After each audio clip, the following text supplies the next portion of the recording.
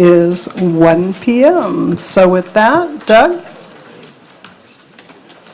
can we please call the roll?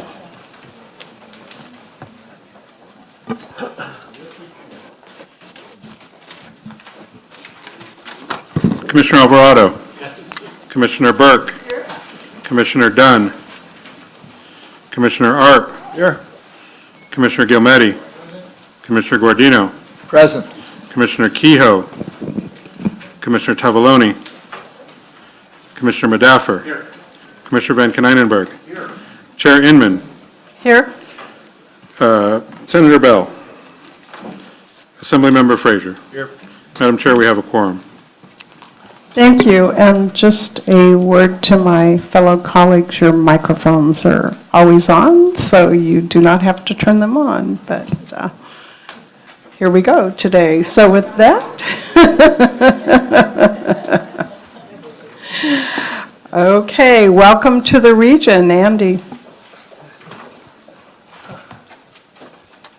Thank you, Chair, members of the Commission. I'd like to introduce Mayor Robert Rickman, who's the Chairman of the San Joaquin COG Board of Directors. He is the Mayor of the City of Tracy, to welcome you to the region.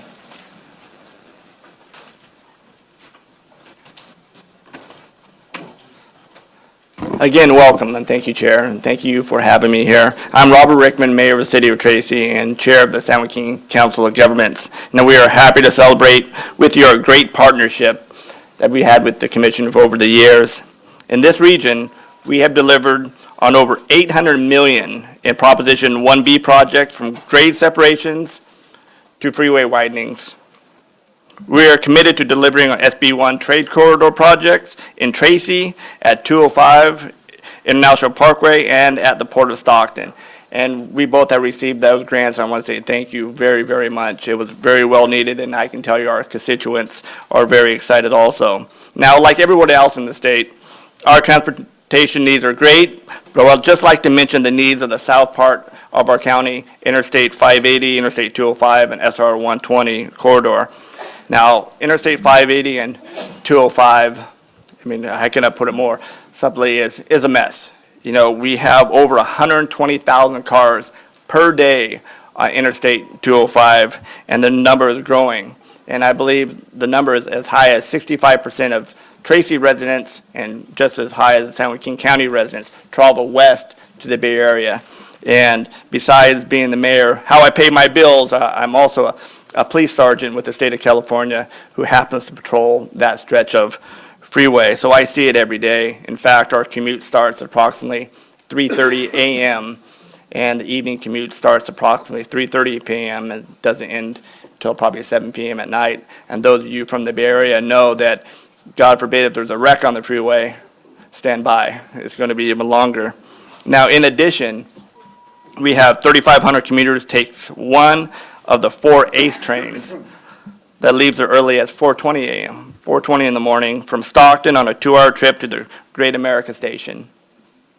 Ridership is up 30% this year, taxing the system to its capacity. Now, at the International Parkway, we have the International Parkway project, which is adjacent to 205. It's approximately 1,800 acres of manufacturing, distribution, and commercial, and on build-out of a supply approximately 36,000 jobs. And one thing to keep in mind is, per 1 million square foot warehouse, you're looking at approximately 1,000 big rig commercial trucks that are leaving and coming to these distributions, and those are going onto our freeways and roadways.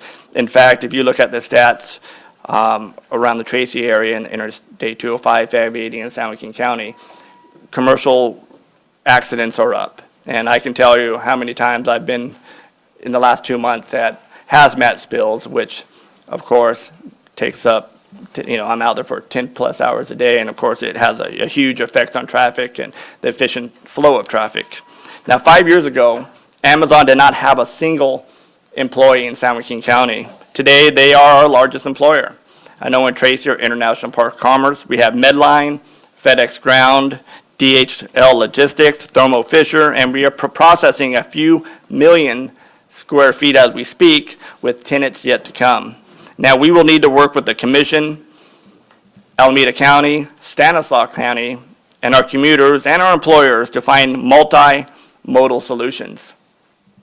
We are presently working with Alameda County on finding a way to connect BART and ACE across the Altamont with a future Valley Link Rail project option. And I know we have support on the federal level for that and state, and it's a huge project, and I know our constituents are looking forward to that. And one of the goals that we want to do is get as many people off our roadways and our freeways as possible, and this is one of the ways that we can do it.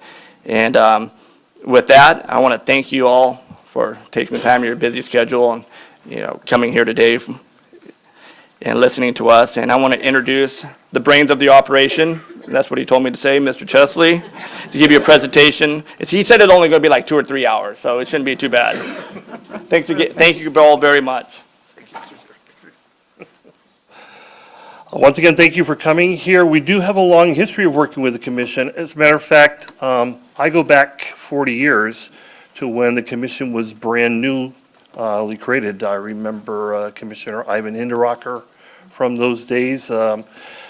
Sometimes it seems like it's all brand new. Those commissioners were appointed by Governor Jerry Brown, so maybe things don't change dramatically over the years. In San Joaquin County, we have roughly 750,000 people, but what is driving our growth in the area is not necessarily under our control. It is affordable housing in the Bay Area. And you can see here the Bay Area population change in terms of in and out migration. You can see the out migration that's occurring there, but when you look at San Joaquin County, you can see the reflection of the in-migration that's occurring here. In large part, our growth is being driven by housing prices in the Bay Area as people come over here to find affordable housing. Our Measure K half-cent sales tax was passed in 1990 and renewed in 2006. Commissioner Arp was very helpful and instrumental in terms of that renewal effort. We use that to match Prop 1B funds to deliver key projects in our area. As a matter of fact, at one point in time, we were the 5th highest county in terms of discretionary funding that was coming from that source of money from the commission. We have delivered on a wide range of projects here. The chairman mentioned everything from grade separations to freeway widening. Some of the important projects that you see up there that were instrumental. The Arch-Sperry Expressway was completed. In fact, Amazon has built 2 facilities along that particular corridor, in large part as a result of the opening up of that from the Arch-Sperry Expressway. We've widened Highway 99 in the Manteca area in South Stockton. Those projects, which had originally been programmed to be a roughly total of $500 million, and projects actually come in, the final analysis is about $280 million in terms of widening. So great efforts on the part of all of us, particularly Caltrans, in terms of delivering on projects that are instrumental to the traveling public throughout the San Joaquin Valley on Highway 99. Our Route 4 Crosstown Freeway extension, which I'll highlight in a minute, and the I-5 widening pavement, all total up about $800 million worth of projects investments that are the result of the partnership that we've had with you in terms of delivering Proposition 1B projects. I-5 widening and pavement rehab project extended almost the entire length of I-5 through Stockton. We are actually seeing a growth in truck traffic along here of about 8% on an annual basis. It's the only HOV lane. I still believe that's the case in the San Joaquin Valley. Was added as a part of that particular project. Stockton Route 4 Crosstown Freeway provides almost direct access to the Port of Stockton through what has been a historically disadvantaged community of box tract. Out there, we have attempted to address community needs in that location with the construction of this particular project that provides direct access to the port. And you can see this once again. It was quite a construction feat. Hats off to Caltrans for doing some very innovative things in terms of construction and working with the community. Growing transportation demand in our region, logistics and distribution hub for Northern California here in San Joaquin County. Really from the gold rush, we've always been a logistics center for Northern California. It holds true today. We have formed a consortium with our friends from MTC and from SACOG called the Northern California Mega Region Planning Effort. And in terms of what the role we play here, it's a large one in terms of delivering on trade corridor projects. The original trade corridor money from Proposition 1B in Northern California, only Alameda County received more funding from that and delivered on more projects. Amazon, once again, is our largest employer in the area. It's, and in fact, they have just completed construction of a new facility which will employ about 1,000 employees just east of Highway 99 here in Stockton. The Port of Stockton, once their growth in traffic is up this year at record levels, even though steel production is down as a result of the tariff concerns out there, but the Port of Stockton is the second largest inland seaport on the West Coast. The Burlington Northern UPC have intermodal facilities here. Actually, UP has the authority now to triple the size of their facility in Lathrop. Thank goodness they haven't rushed to do that at this point in time because it's a challenging location in terms of handling truck traffic, but it will do so at some point here in the near future. And once again, we have a worsening jobs housing imbalance with the Bay Area, even though our unemployment rate is at almost a record low for San Joaquin County of 5.6%, the lowest in the San Joaquin Valley. We are still, once again, trail far behind the California average in terms of unemployment, and as we struggle to increase economic opportunity in our region. Commuters are a big part of the concern. The Mayor Tracy mentioned about the challenge. We have approximately 80,000 commuters travel through from Merced, San Joaquin, Stanislaus County into the Bay Area on a daily basis.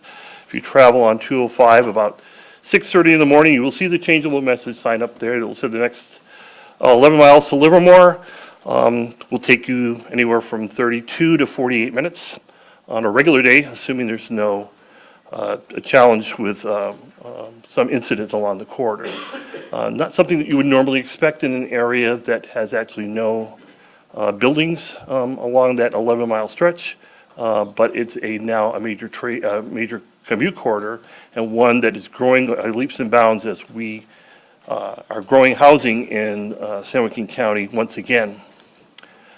So this corridor, which stretches from the Altamont Pass, I'm always like to remind Art Dow of the Alameda County Transportation Commission that the Altamont Pass is in Alameda County, and that he needs to address that. He actually works with us on a regular basis, and we are working on trying to address everything from the options of even taking the managed lane from I-580 in Alameda County across the Altamont Pass and into San Joaquin County. I'd like to comment to my board that Alameda County has effectively been training our residents on how to use the managed lane on 580. We will be coming before you at some point in the future to address this particular corridor from a congested corridor perspective. We cannot do this alone. Stanislaus Area Council of Governments, the Alameda County Transportation Commission, Caltrans, our local jurisdictions all have to be part of the solution to addressing this corridor. And it's not just on a highway basis. This is for the ACE service, a potential future Valley Link service across the pass. We're already providing bus transit service in the corridor. The San Joaquin Regional Rail Commission has expansion plans. You heard from them just a couple months ago about these expansion plans. In large part, thank you to the Secretary's office for the decision regarding TSIP funding to go to Sacramento and then down to Merced County. One of the challenges that the Rail Commission is facing right now is that a 30% increase in ridership this year is having great challenges in terms of capacity on the system. When you talk about a commuter service, people do not want to stand on a 2-hour train ride from Stockton to San Jose. Accommodating bicycles, parking lots are overflowing in terms of trying to deal with the tremendous jump in ridership on. So while we welcome the success of the Altamont Commuter Express, we also have to understand that it comes with challenges for our commuters who are trying to daily. And as we build houses in Lathrop and Tracy and Manteca, this is only going to increase at at a growing pace. We have 5 project initiation documents underway in this particular quarter, that when you total up those project initiation documents, they could total about $1 billion in construction, so we have needs. Once again, I mentioned the Tri-Valley, San Joaquin Valley Regional Rail Authority and the Valley Link passenger rail proposal. They just received $10.1 million from the Metropolitan Transportation Commission to do environmental and 30% design on this. We actually have helped them significantly in terms of the environmental work through our environmental efforts from the San Joaquin Regional Rail Commission. It's a challenging project. We got a long ways to go in regards to delivering this, but the demand is high in the corridor for something just besides traveling by yourself through the Altamont Pass. Once again, thank you for our continued partnership along these lines. We will continue to work with the commission. I would just like to add a comment that, it has been 40 years through my career working with the commission. I do remember working with Mike Evanhoe, who was raised here in Stockton. His father actually was mayor of Stockton at one point in time and signed the original agreement for the Stockton Crosstown Freeway. We've had wonderful relationships with you throughout the years. I plan to stay here because I look up here and I see Commissioner Alvarado and Commissioner Gilmetti and Commissioner Taglione is not here. Those folks have put in long and hard years in terms of leadership here in California, and I want to continue to be a partner with you in terms of the future. So thank you very much for coming to Stockton. Anything we can do, please let us know. Thank you. Do we have any questions for Andy, the mayor? Hearing none, we'll move on, but thank you both. It's great to be here, and I think the one little soundbite to have an employer, whoever that might be, go from 0 employees to your largest employer in 5 years is pretty rapid speed of change, and I appreciate everybody's hard work of figuring out how that all works, so, and thank you. I'm going to jump a little order here out of respect for Secretary Annis's schedule demands, so let's move to item number 8 and ask Secretary Annis to give a report from the department. Sure. Well, good afternoon, everyone. I'm going to be brief, but did want to reflect that we're today about 18 months from the signing of Senate Bill 1, and as I read through the agenda of the commission, there's many things that cite the progress on implementing that bill, and as we look back within about 12 months of SB1 being signed, the formula programs had allocated funds, the guidelines had been adopted through long public processes that the CTC staff guided, and of course, in April and May of last year, the competitive awards were announced. This agenda reports on a lot of the progress that we're seeing on implementing SB1. One thing that I found interesting was that the commissions received reports from cities and counties, and that report indicated that over 1,000 projects have been completed with SB1 funds by cities and counties, and that's a lot of repaving of local streets, that's a lot of filling of potholes, that's a lot of crosswalk improvements for safety of pedestrians, and it's really a great achievement. I know Caltrans has completed over 40 projects on the highway system, has another 98 that are either under contract or in construction. And of course, at today's meeting and several earlier meetings, the CTC has been allocating these transformative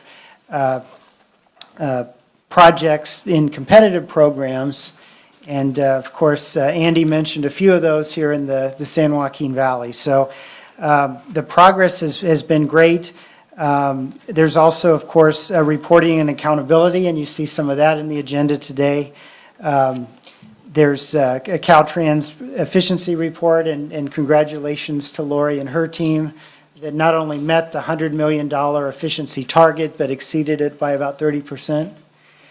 And you also see that program has already received oversight by the Independent Inspector General, Irene Ortega, that provided input on how we measure efficiencies and how we do some of our reporting. So again, just wanted to acknowledge the progress and acknowledge the work of the commission over the last 18 months.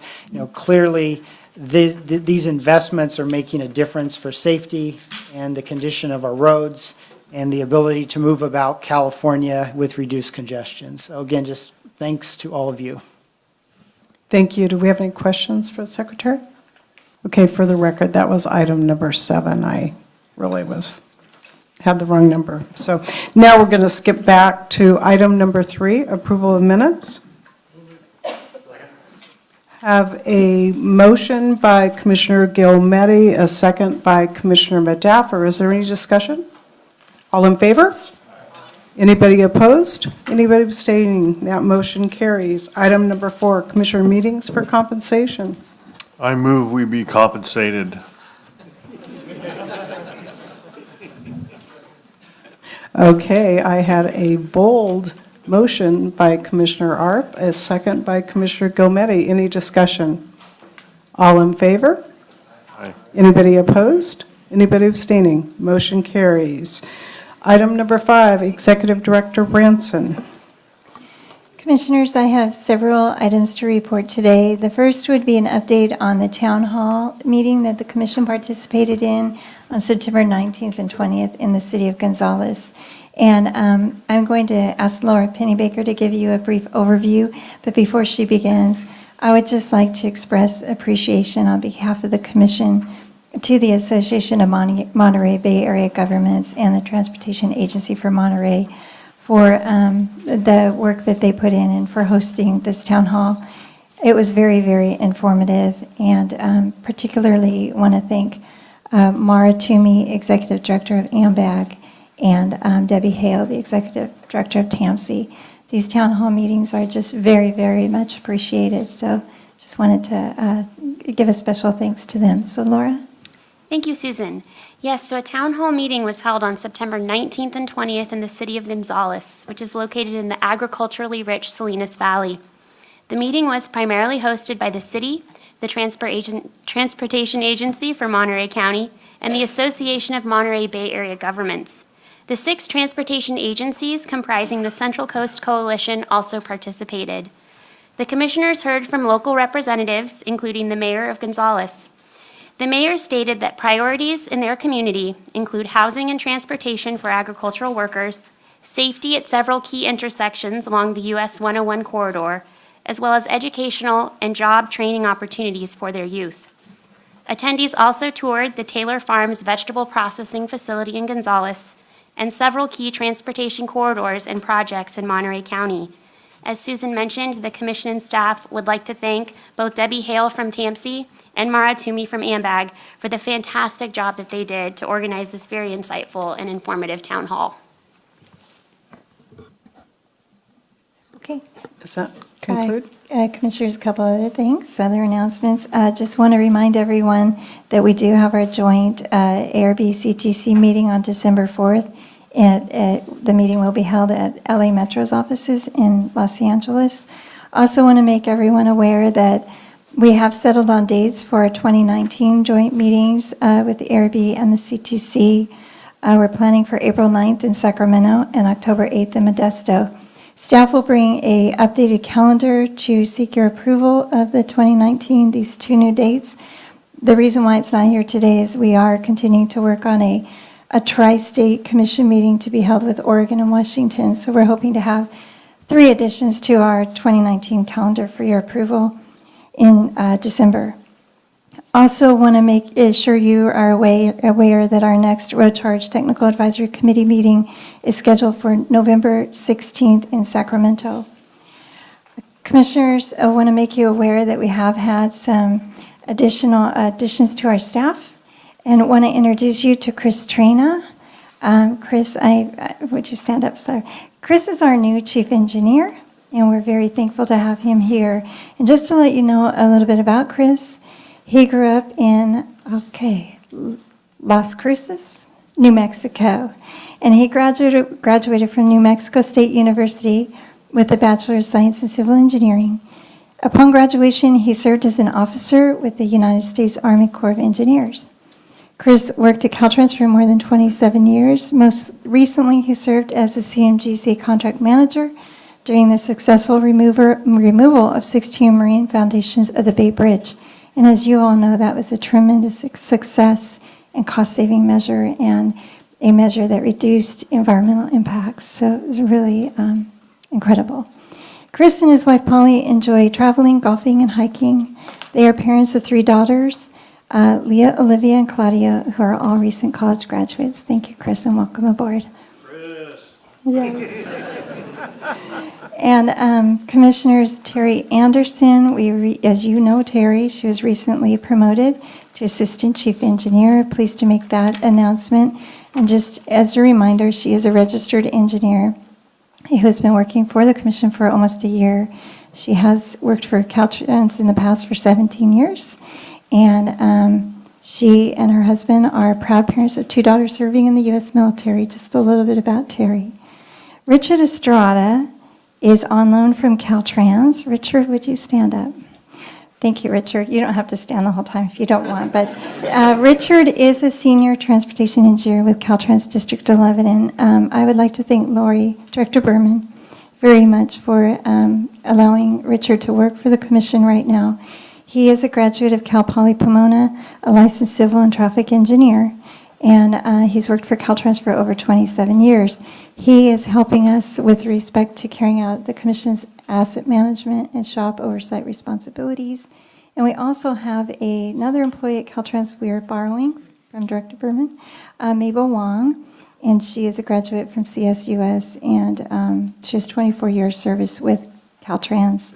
And also, well, combined state, she's worked at the State Treasurer's Office and the Community College Chancellor's Office. I can't say that.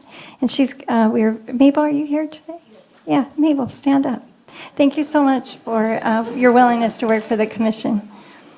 And 2 last things. I want to particularly call out Alicia Sakira Smith for her efforts in the Local Streets and Roads program. As you all know, there's over 570 cities and counties. This is a tremendous new effort on the part of the Commission. Alicia has really stepped up, and achieving 100% compliance on reporting and expenditure information to the Commission is new for all the cities and counties, and I greatly appreciate all the cities and counties for their efforts. But Alicia, you've really done a lot, and I'm very appreciative to you. And with that, I saw Phil Dow in the audience today, and Commissioners, just we had talked previously about recognizing Phil. Did not know he would be here today, otherwise would have had a recognition here. I am planning to attend the Mendocino County board meeting, where I will, on behalf of the Commission, present him with a recognition. So Phil, where are you? But yeah.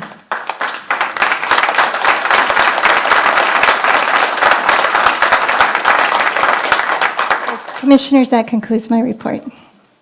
Speaking of vehicle miles traveled, Phil, you probably take the cake for attending our meeting, so we've enjoyed truly every minute working with you. So I just want to echo Susan's thanks for our Gonzales Town Hall meeting.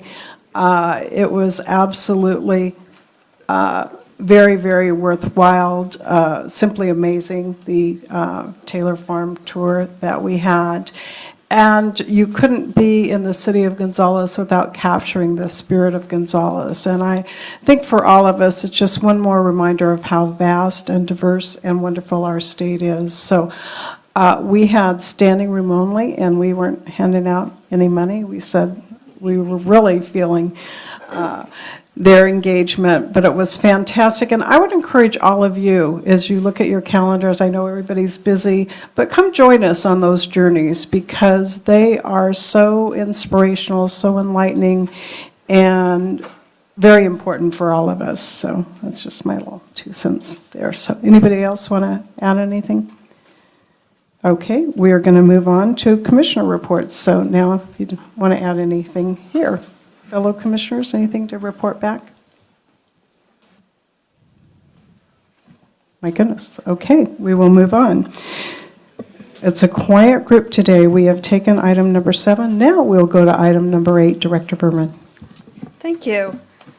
So I'd like to start out by telling you about some changes, and I also want to say, Susan, we're really happy to have the staff interaction, and working in different places gives us a better idea of what each other's responsibilities are. So I'm pleased that Caltrans folks were willing to take a little risk and come and do something a little different. So I want to announce some staff changes. I think you all know John Belinsky. You know him as the District 8 Director. Now he is our District 7 Director. And he's been doing it for a week and a half? 1 week. 1 week. Excuse me, I stand corrected. It seems like it's been a week and a half already, John. John has more than 29 years of experience with Caltrans. As I said, he was the District 8 Director with responsibilities in Riverside and San Bernardino counties. As District 8 Director, John oversaw a staff of about 1,400 employees. And during his tenure in District 8, he placed a high priority on collaboration, community, and employee engagement, which I know will continue in District 7. He actually began his career in District 1, and he served as the District 2 Director between 2008 and 2015. So if you look at his 3 assignments as District Director, John is the most senior of the District Directors. Oh. If you don't look at that, he's the new kid on the block, and we're going to try and teach him the ropes. But I'm really appreciative of John's willingness to go try something new in District 7. And I'm also appreciative of Janice Benton. Go ahead and stand up, Janice. Janice is our Design Division Chief in Sacramento, and she is on loan as the District 8 Director. And we've already done some events together. Janice is a civil engineer from UC Davis. She's been with the department since 1993. And also has previously had a previous interim experience in District 8 as traffic ops deputy, so she has a very broad background as well.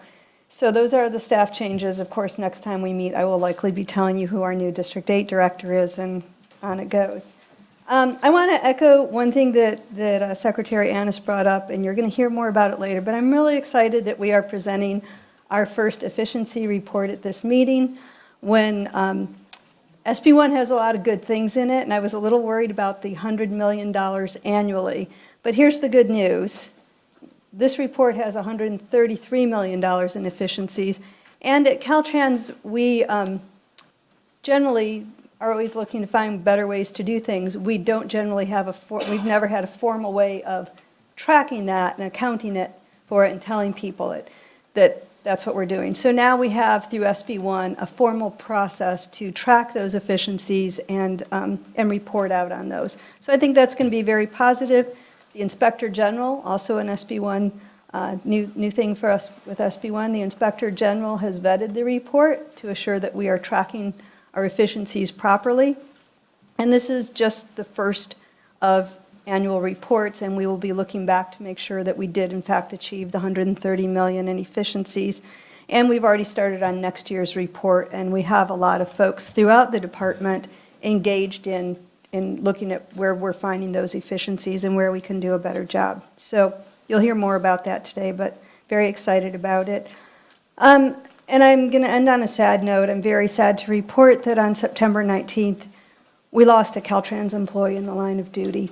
William Kasdorf, or known as Kaz by his colleagues and family, was a District 11 highway maintenance lead worker. He fell while working on State Route 163 and succumbed to his injuries. He was 57. He worked for us for almost 20 years. He leaves behind his wife and 3 daughters. He was very well regarded and will be sorely missed. That's it. Thank you, Director Berman. We too extend our condolences for the loss of the Caltrans member. We extend our sympathy with us. It's always a sad day for us. So any comments, any questions of the Director? Okay, we will move on. Item number 9. This would be Mr. Vincent Romano. Happy New Year to everybody. It's federal fiscal year. We're in the new fiscal year, so Happy New Year. How do you all not know that? Come on. It is. Well, it may be old, right? But I told it a little different this time. I had my feet apart when I said it this time. So we have a continuing resolution that's taking us until December 7th right now. So our appropriations, we have FAST Act that takes us to 2020. That's our authorization. We get yearly appropriations that distribute the funding.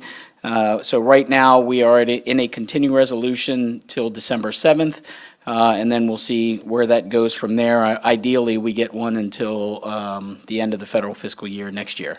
That means you didn't really have a birthday then. Well, no, it's kind of a birthday. It's a third of a birthday, or a quarter, do the math somewhere. So we have a new executive director. So many of you may have known Butch Weidlich, who used to be in the division administrator position here, worked his way up to our highest career position. He retired. We call him a quitter, but he retired. We're just jealous of it. So we have a new executive director. His name is Tom Everett. He was our associate administrator for infrastructure. A lot of experience in the field, a lot of experience in structures.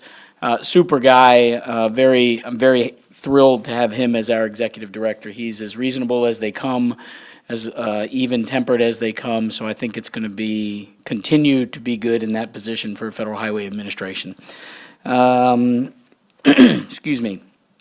August redistribution, $438 million came here in August.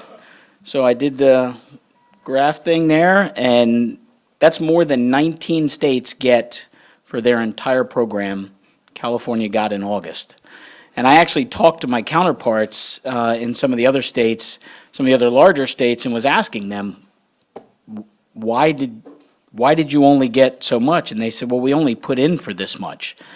And they got what they put. I'm like, oh my God, California put in for over $1 billion worth of requests for August redistribution, and we were able to get 438. So the point of that is California is ready to deliver. So you all should be applauded. That's everybody in this room. You're ready to deliver. I've been in states before, I've said this kind of every year, where they came to me with a number, and I said, what happens if you get that number? They go, oh, we'll be buckled. No way we'd be able to deliver it. And I said, okay, why don't we ask for what we can deliver? And in the state of California, I have never said, why are you asking for that much? You couldn't deliver it. I'm always asking, why aren't we asking more? Because you guys can deliver it. So congratulations to you on that. With that, inactive obligations, I want to applaud Stephen Keck and his team for the delivery. We're at 1.6%. The national goal is 2.2%. That's one of those things that keeps the auditing out. That's the money that's sitting that hasn't been billed in over a year. So a project's got money obligated to it, and it hasn't been billed in over a year. It's only 1.6%. That's a great number. That moves the whole country. So I want to applaud the effort that went into that. And that's essentially not leaving money on the books. That's keeping money moving, getting money spent. So congratulations on that, and thank you. DBE participation. This year, we just got our numbers in at 14.78%. That is huge. That is such a great accomplishment. I still remember when I got here 10 years ago, we were under 2% in DBE participation, disadvantaged business participation. So to be at 14.78, everybody should be applauded for that. Right now we're looking at the goal. Our headquarters and OST, our office secretary, is evaluating the methodology for the proposed goal of 17%, 17.5%. So a proposed goal of 17.5%. I think when we were at 2%, when we had this crazy 9% goal at one time, everybody was going, no way we can get there, there's no way. And then they delivered. And then we got to 12.5, and there's no way we can deliver, and then they delivered. So I don't think, Director Berman and I have talked a lot about this. I don't think we're anywhere where we want to be, because we'd still like to see that that participation kind of leveled across all the boards. So making sure that we're doing this right, and it shouldn't be the effort that we're trying to make it be. So I think that our goal is to make that just an everyday thing, and it happens, and we can reduce goals on contracts because the disadvantaged business is being a part of the contracting just day to day. So that's our ultimate goal in that. But again, congratulations to the 14.78. That's a great accomplishment. And again, we're working with Caltrans to come up with ways to, am I getting heckled back there? To come up with ways to kind of expand the denominator. So it's the number of DBEs that are out there. And I think that's one of the challenges right now in the contracting community. I know I've heard that from the contracting community, is we don't have enough DBEs out there to accomplish this goal, especially if more money comes into the program. And that's one of the areas that Caltrans is working on, is trying to build that denominator, making sure you have the contractors that are out there to get them certified, get them interested in working in this industry, and showing them where the opportunities are. So there's a lot of work that's going on in that area. A lot of work's going on with tribes here in California. I know there's I just blanked on all our acronyms. But our HSIP program, one of our safety programs, is a $2 million set aside for tribes in our HSIP program. It's the first one in the country to do that. It's a challenge for tribes to compete for that money because they don't quite have the data. They don't have the opportunity, I think, that a lot of the other areas have. So it's a bold move and a great move, I think, with doing a set aside for tribes for $2 million. It's not a huge number, but it is a number that can move a needle for tribes, and it makes a big difference. So congratulations on that. And I still have to remind everybody, bring tribes to the table, get them there early. They should not be there commenting on something. They should be there while you're developing it. Two more things. SCP-16. So we have a special experimental programs. SCP-14 is part of our research side. So SCP-14 was in contract administration, and that was one that, my example of that is always design build. Design build didn't used to be eligible under the federal aid program because it wasn't a low bid program. We did a research study on it and did experiments in that area. Turned out that we were comfortable with that, and we're able to get that into the regulation to make it eligible, and you're allowed to do that. So SCP-15 really focused on public-private partnerships. SCP-16 just came out, and that's our opportunity to delegate more to the state, more approvals at federal highways. So I'm responsible by regulation and by law to have certain approvals. I'm required to do approvals for access on the interstate. So any access on the interstate actually has to come to my office. Certain limitations on that. So we have a stewardship and oversight agreement that lists kind of what I sign and what Lori Shop signs, and it goes back and forth. So SCP-16 is an opportunity, kind of building off of what we did with NEPA assignment, building off of that to see if there's some efficiencies that we can build in, that there are some opportunities where Federal Highway would not have to be the one signing and approving. So that's something Lori and I are going to be working with. We've already talked a little bit about that to see what direction we would go and how we would try and optimize that. And then lastly, this is kind of a biggie. So the FAST Act gave an opportunity under the environmental arena to substitute, instead of NEPA, using your state environmental law if it was more stringent than your state environmental law, than NEPA. CEQA might be. So with that, the biggest challenge with that is the statute of limitations on that came with 2 years, which pretty much told California, I don't want to do that because right now under NEPA, it's only 150 days. So in an FAA appropriations week before last, there was a rider in that changed it. So now it's down to 150-day for the statute of limitations. So we're going to work with Caltrans to see what opportunity there is there. It's not something that we automatically flip a switch. We kind of got to line up NEPA and CEQA and see how things like Section 4F, many of you back here know what 4F is, and so that's not directly lined up with CEQA, but we'll have to see how we can make that work. But that's an opportunity that we're going to be working with Caltrans in the future to see what direction they want to go, because it's another opportunity. Any questions? Yes, Commissioner von Genanenberg.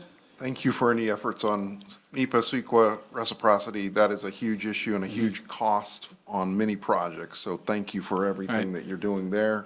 That will save a lot of money.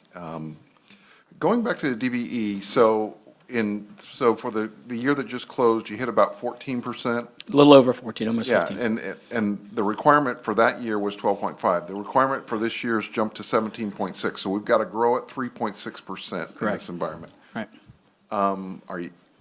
How are we going to do that? So you do it in two ways. Especially in some of the outer areas of the state. Right, so you do it in two different ways. So we have race conscious and race neutral. There's two pieces of that goal of the 17%. The race conscious is actually goals you put on contracts. So on a contract, you got a 15% goal or an 8% goal or a 3% goal. And so that is actually done, that's calculated. That's not something where they're going and, we'll just throw 15 on that or 12 on that, because some of the projects should have a 30% goal. So it's based on the availability of DBEs in the general area. It's based on the type of work that is required of that contract. So a goal that has real specific work that's not real common on a contract is, to have a high goal on a contract like that is setting yourself up for failure. So it's calculated. It isn't just throw a dart, but they do have to move the needle for the entire program. So you may see in an area that there's a 2% goal and everybody's, why isn't it a 20% goal? Well, we're gonna hit probably a 25% goal in this other area that's gonna help move that needle. So part of it is spreading it around the state. Part of it is making sure the goal is appropriate for that contract. And also part of that is moving that needle. So we don't have a problem with pushing that. We have a problem with setting ourselves up with failure. And that's something we've worked very closely with Caltrans on. A lot of that challenge was at the local level, just in understanding the program. So good faith efforts is if you cannot accomplish that goal, you have to put in a good faith effort. The bar for good faith efforts a little bit higher, as it should be. And Caltrans is working with the locals in that arena. So they're working with locals in setting goals, and they're working with locals in evaluating good faith effort to see if they're doing that. Now, at the end of this last year, Caltrans actually backed off on contract goals because we were meeting our overall goal. So they weren't allowed to go back and just keep look, we can get to 20%. They're actually, by law, they're not allowed to do that. That'd be unconstitutional to the program. So they were trying to manage that and how that all worked. And so as they move forward to get to the 17.5, a lot of it has to do with data. A lot of it's reporting. Contractors are learning more about what they need to report. 17.6, that comes from your office directed to? No, so actually there's jump in if you want, Lori, I know you're chomping, so to yell at me, no, shut up, Vince. Seem to have a good grasp of the program. Okay, thank you. So no, actually there was a disparity study that went out. So the disparity study interviews, it looks at all the available DBEs. It does we actually had public hearings or public meetings on them so people can comment on it. It went out for public comment. It came back. So it's a Caltrans goal. So what Federal Highway is going to be doing is approving their methodology in determining that goal.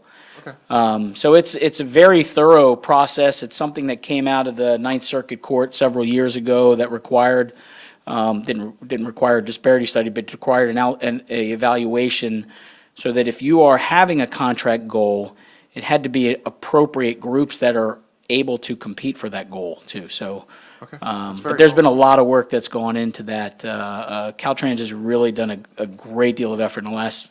I've been here 10 years, so I've seen those 10 years. I know they were doing it before that, but Janice Elias has got a great handle on that and is really pushing that needle, so. I will just add that the contractors also are working with us to meet those goals as well. Right, and they've put together teams to figure out what's going on in that contracting community. So they've got, how do they work with DBEs? How do DBEs get their pay early? What are the challenges for a DBE to work in this environment? And the contracting community, the contractors are part of those teams. So it's a lot of work that's gone into that.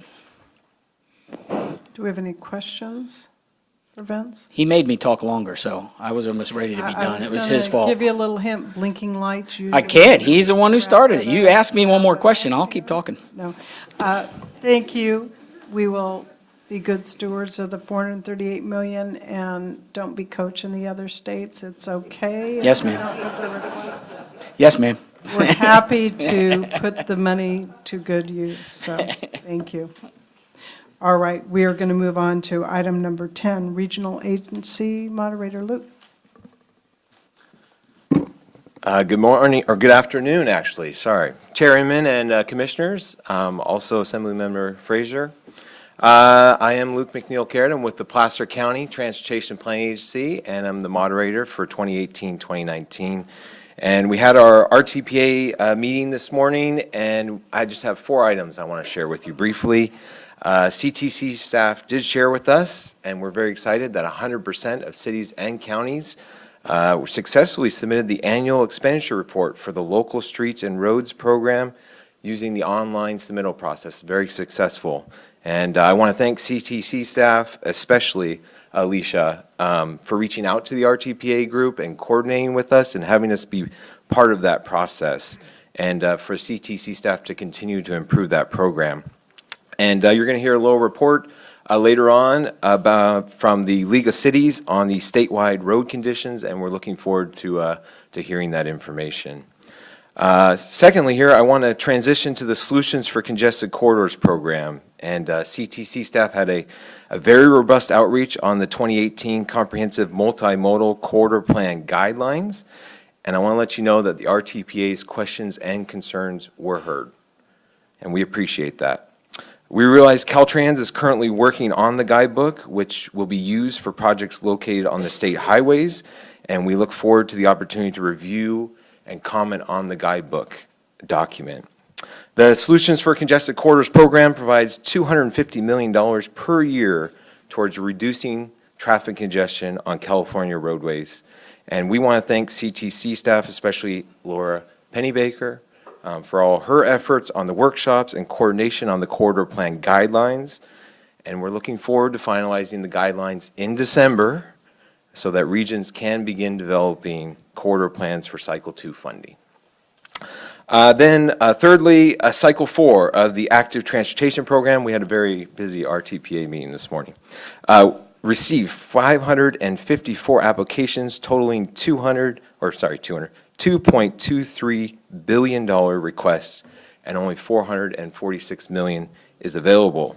While this program is overprescribed, ATP has become a robust program with a focus on increasing biking and walking in California.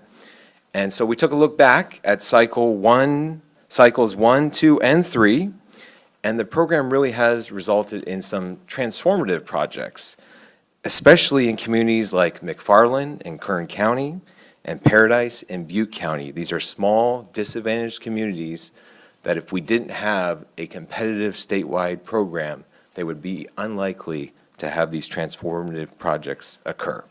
So we look forward to seeing the next transformative projects that are selected as part of Cycle 4, and we were told that staff recommendations are going to come out on New Year's Eve. So some of us are going to have a good New Year and celebrate a little bit.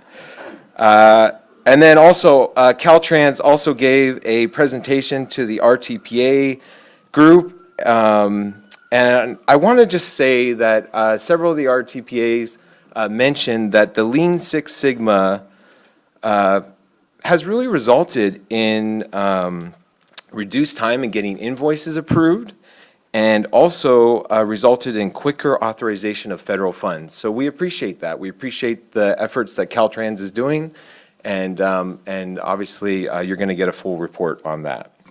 Last but not least, the RTPA group recognized Phil Dow, who recently retired from the Mendocino Council of Governments, and thanked him for his leadership and his tireless effort for rural counties.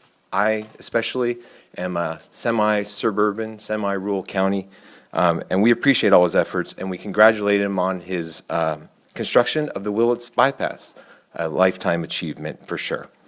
And based on all the notes that I heard, all the comments that I heard, we filled out a card. I think Phil Dow deserves a second.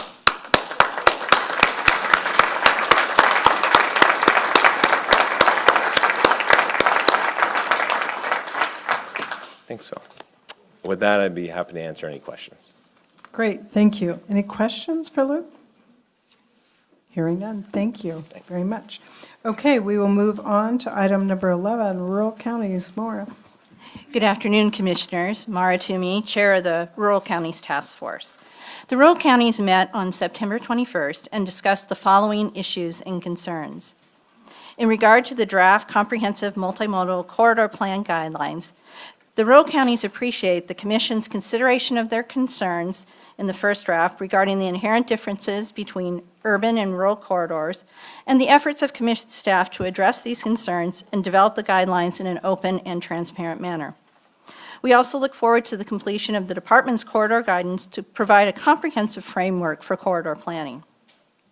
In regard to the local streets and roads annual project expenditure reports, the rural counties appreciate all the assistance provided by Caltrans and Commission staff to the local agencies in achieving 100% compliance in reporting.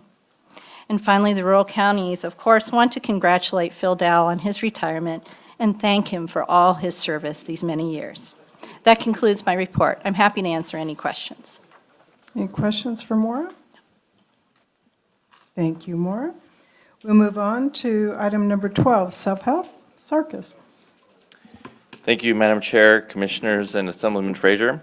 Sarkis Kotchek with the Santa Barbara County Association of Governments here to give the self-help update. And I think at the last meeting, Commissioner Arp asked for a longer presentation, so I added an extra 10 seconds today. So I hope that addresses that. The first item is an update on follow-up efforts. What was I thinking?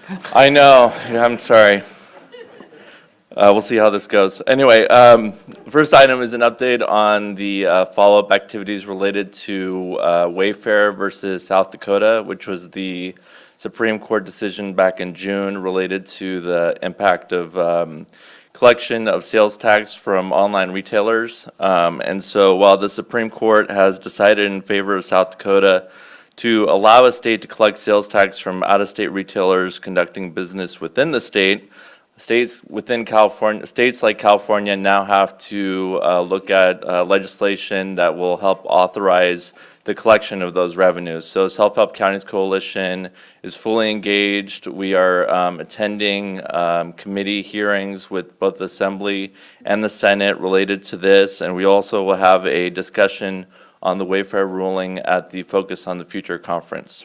So obviously this will impact self-help counties and may provide additional funding for self-help counties moving forward. The second item is related to the November election. There are going to be 3 transportation sales tax measures on the November ballot that we wanted to let you know about. 2 are in the Bay Area. The first one is Marin County, which is doing a renewal, an extension of their measure, and then San Mateo County is proposing a new measure. And then on the Central Coast, San Benito County is on the ballot for a new measure. If San Benito gets approved, then they would be the 25th self-help county in California. So good luck to all 3 counties. And then finally, last but not least, we hope you will all make it to your favorite conference of the year, which is Focus on the Future. That'll be October 28th to 30th in Indio, California, and so we look forward to having you all there. With that, that concludes my presentation, and I hope I didn't go too long. Shall we slow down our question? No, just kidding. Any questions for Sarkis? Thank you very much. Thank you. Appreciate it. Okay, item 13, innovations in transportation. And Garth is not here, so Ms. Laura. I'm channeling my inner Garth today, Commissioners. San Joaquin County Supervisor Chuck Wynn is here today to present on the county's efforts in partnering with Waze, the popular navigation app, and he will also be discussing an innovative approach the county has used for improving traffic circulation. So with that, I'll turn it over to Supervisor Wynn. Thank you. Welcome, Commissioner San Joaquin County. Assemblyman Frazier, usually you and I are talking about Delta waters, so this is kind of a change of setting. As you can see, necessity is usually the mother of invention, but we have expanded that to innovation. And you know, there's a kind of an overlapping, but the reality is is invention is something's brand new, innovation is something that isn't, it may be totally new, but also it's usually an expansion of what we already have. And so San Joaquin County is really moving forward in regards to making sure that we are maximizing taxpayer dollars and providing the services and transportation that we can. The two topics I'm going to talk about this afternoon are intelligent modular temporary roundabout and also the Waze app, which I'm sure most of you are familiar with since you travel quite often and obviously get stuck in a variety of congestion situations. Am I supposed to do this? Okay, I can do that. Right here.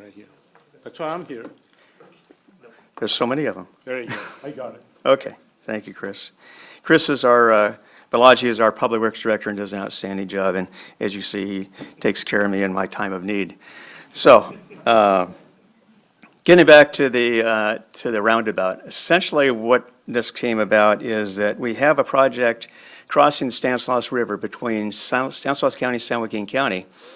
And that particular crossing is one of three, 99 being the first one, which is 10 miles to the west, and then the Riverbank crossing, which is 2.5 miles to the east. This particular crossing had two bridges, which are way overdue in regards to replacement, so that was one of the project's aims. And then secondly was to expand the roadway and certainly get traffic through the intersection of McHenry and River Road. One of the things that was challenging in regards to the project itself, it was originally going to be a 3-year project, $22 million. And then we got a word from the federal government on our permit, which is going to extend the project another year, which make it 4 years. Now, when you talk about a thoroughfare, which is used by many residents of San Joaquin County on the east side to Stanislaus County, Modesto, the concern is, 4-year delay is obviously from a situation which is a level F, level of service, which is the worst you can have. And we felt that we needed to do something temporarily. And so Public Works staff got together and they put together a roundabout. Actually, it was a beanabout because of the configuration. It wasn't actually circular. It was more of a bean shape. And I guess the essential need for this particular intersection is it is a connection between State Route 120 in San Joaquin County and State Route 108 in Stanislaus County. And by virtue of that, it is a main thoroughfare not only for commuter traffic, but for residents and travelers going from one county from north to south. In addition to that, we found that by virtue of this particular configuration, that we wondered whether or not the public would be receptive to this. Having been on the city council of Rickman previously, and we did 2 roundabouts, and I was pillared for 2 years by virtue of the public who didn't like it for a variety of reasons. So I went to the city council of Escalon and talked to them, since the majority of their residents and north of them would be using this particular roundabout, and talked to them about it, and at least they were open to the possibility of at least trying it before they made any strong criticism against it. Now, by virtue of that, if you can see the configuration, what happened is that they loved it. Absolutely, they fell in love with it because it really, and if you've ever traveled that route, maybe most of you haven't, going from the south to the north from Modesto, from State Route 108, oftentimes, especially in the commute time, it may take 20, even 30 minutes to get to that intersection because it was a 4-way stop.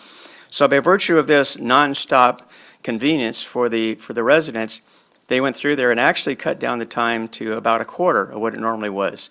And so they loved it, and the city council responded, the mayor, and said that how much they appreciated Public Works, developing something that was providing their residents with greater access to Stanislaus County. So by virtue of that, we moved forward. And one of the things that in the planning stages was simply as it was going to be temporary because we had the project for the signalized intersection and the bridges, et cetera. So we knew that whatever we had, even though the residents loved it, and actually, when we subsequently had a meeting to give them an update at the city council, there was a group there who were actually opposed to doing the signalized intersection. They wanted to keep the roundabout, and it took a lot of talking to explain to them you can't use money for a particular project for other funds, and plus we had a right-of-way issue to expand it. So one of the things that Public Works looked at in regards to the temporariness is they didn't want to have any environmental impacts, they didn't want to create any more right-of-way acquisition, they didn't want to, waste money in regards to this, and that certainly they wanted to make it cheap and quick to implement. And as far as the implementation, as you can see, it took 1 day closure to put in this particular configuration. And by virtue of that, we spent about $70,000 for that particular project. Money well spent, and considering the acclaim that we received and recognition certainly around the state.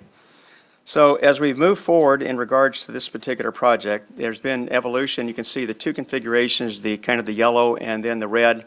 And then currently, and Chris, you can show the current configuration, which is totally round. And by virtue of that, it is a roundabout, and it is well-striped, et cetera, and traffic moves very, very freely. You know, one of the things that when you do something well, people want to participate, and one of the things, if I'm sure you're all familiar with problem, and I don't know if Mayor DeBrum is going to talk about State Route 12099, but that has become a major congestion in regards to our particular South County. And so what we find are commuters now, because of the success of the roundabout, they're either taking off Yosemite or 120 going east, or they take off a Jack Tone and go to River Road and then go east to the roundabout. Either they go 120 and then down McHenry. And so what we've added is a lot of traffic of people trying to bypass the congestion into Stanislaus County, and by virtue of that, we've increased the number of vehicles that are traversing that particular intersection way before we started this particular roundabout. But I'm glad to say that the additional traffic has been handled very, very well, because what it is, it's east-west traffic as opposed to north-south traffic, so it doesn't add to our initial problem. But it does provide those commuters who normally go to Riverbank, even Oakdale, certainly in East Modesto, to get there much more quickly as opposed to stopped in traffic, you know, for a long time, whether it be in San Joaquin County at the south end of the county, or certainly in the north end of Stanislaus County. So that's been a real plus, certainly for the residents and the commuters, but certainly for the county and for Stanislaus County in addition. So one of the things that has happened in regards to this is we won, the Public Works has won 2 awards, one from the APWA in 2016 Project of the Year, and for the less than $500,000 division, and then also from the California State Association of Counties and the 2016 Challenge Merit Award. And one of the things that I take a lot of pride in our county with all our department heads, et cetera, is we have a very progressive, innovative department staff who work very hard to maximize the resources which are limited that we have. Just an aside, and I'm sure you deal with a lot of traffic issues, but you know, there have been studies now, and if you look in like Spain and Australia, which Europe has a lot of roundabouts, I mean, that's kind of the way of life back there. But one of the things which has been very innovative is they're using magnetic strips and signal lights to reduce traffic in one particular low volume to allow gaps for the high volume. And they've cut down the queues by 60% and also reduced pollution. So there's a lot of ways that you can use roundabouts, certainly for the benefit of the residents, certainly for the benefit of the climate, and certainly for the benefit of taxpayer dollars. So in addition to that, one thing I touch upon, which I think has been very successful in regards to this particular project, my district goes from Rickman, which is the south end of the county, all the way to Thornton, which is the north end of the county, Sacramento County line. And so I have a lot of opportunities to visit residents, and one of the challenges we have in basically the east part of the county and the north part of the county, which is all mine, over 50%, is transportation. And one of the things that I'm very proud of is we've been able to work in regards to RTD and other transportation models to facilitate our travelers and certainly our commuters. But one of the things, as you know, all in projects, is there's always a lot of concern initially from something that is unknown. So what I really appreciated from county staff and certainly Public Works is that they did some outreach with a visual simulation on the stage of construction. They did email and text alerts. They did travel and information through the construction zone, and they did town hall meetings, which I had the opportunity to attend. And I will tell you that the residents who attended that meeting were very impressed by the outreach and certainly the animation that was provided to see not only what the current situation was, but what the signalized intersection would be in the future. So again, I think it was a total package. I think we did it all well, and certainly I think the residents certainly were beneficial. I'll move on very quickly to the Waze program. Your Waze is really an app which you can look onto to find ways around particular closures. The advantage of that, obviously, is to reduce the addition of additional congestion in those particular locations. But more importantly, one of the things that we found is that when we first started this back in 2017, because we had a lot of flooding, at one time we had 34 road closures within the county, primarily actually in my district. But the fact was that we were able to get information out to the public to know how to get from one place to the other. The other important part is since then that the County Public Works has been able to work with Google in regards to finding ways to input information directly. And not only does it provide a direction on where to go to bypass this particular problem, but it also gives you information what the problem is and an expected duration of how it occurs, so people can decide if they're farther away, that if, for example, it's going to be open in 30 minutes and they're 45 minutes away, maybe they'll go that way anyway. So that's been a very successful process, and Google has been very accommodating in regards to working with us. The last part I'd like to say in regards to what we've done, San Joaquin County has been very progressive in regards to our transportation we've talked about. One of the committees that we have is called Regional Innovation for Sustained Excellence, RISE. And we have all the cities involved and the county. And we have our Economic Development San Joaquin Partnership involved. And the other part of it is we've also engaged Google, Oracle, and Microsoft to participate. In fact, Google is making a presentation at our next meeting in regards to innovation and also in regional smart regions. So with those, and the last thing I'll talk about is we have worked very closely with our San Joaquin Regional Transit District, and I've been very happy with their response in regards to addressing the needs of our rural residents. And one of the things they've been able to do is develop an Uber-like transportation system, which is being tested now, but up to this time has been very successful.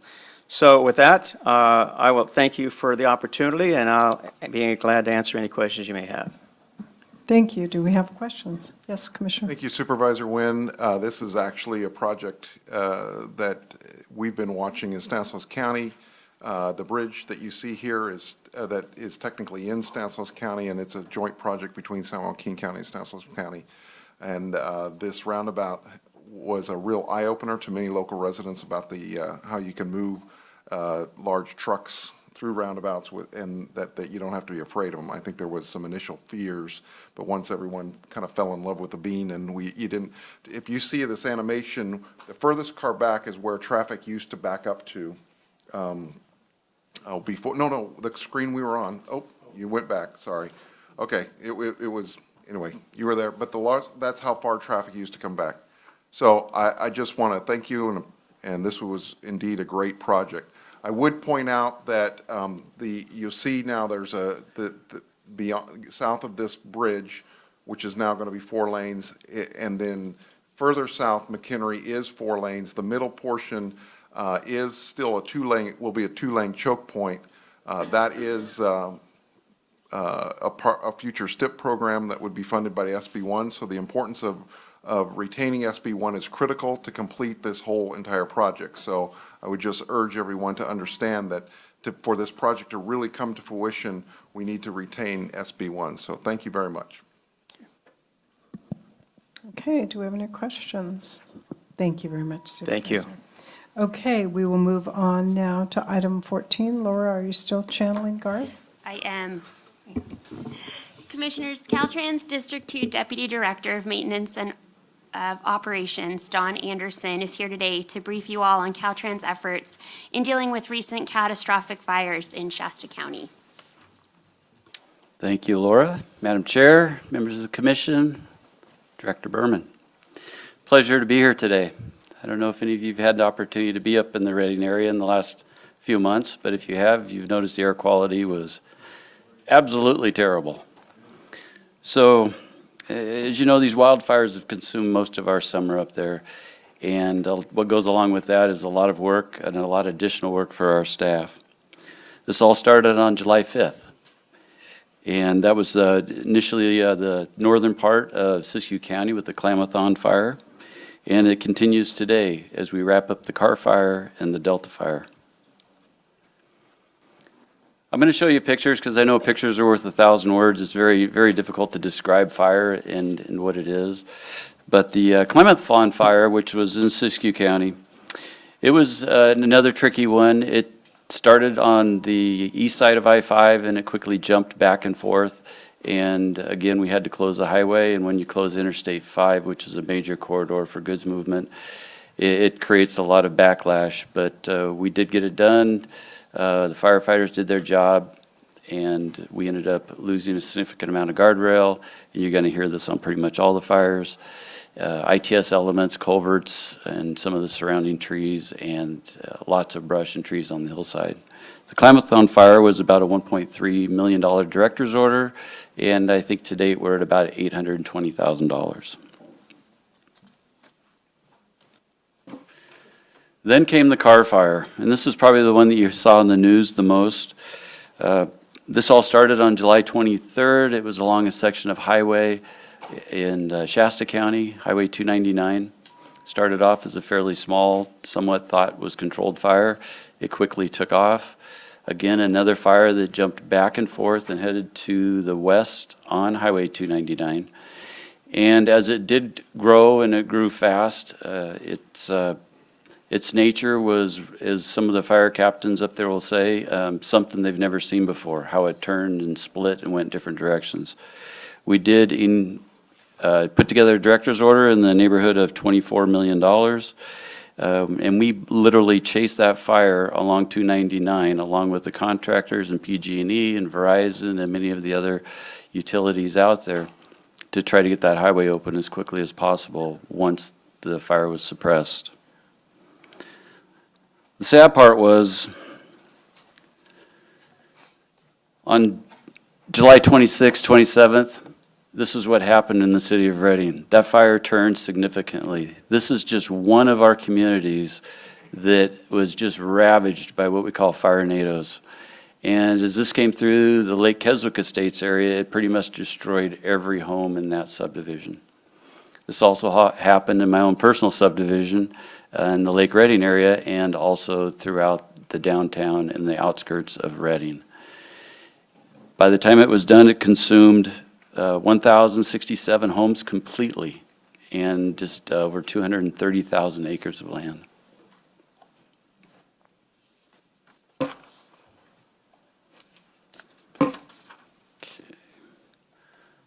I'll let that go just a minute. It really gives you a perspective of what we were up against.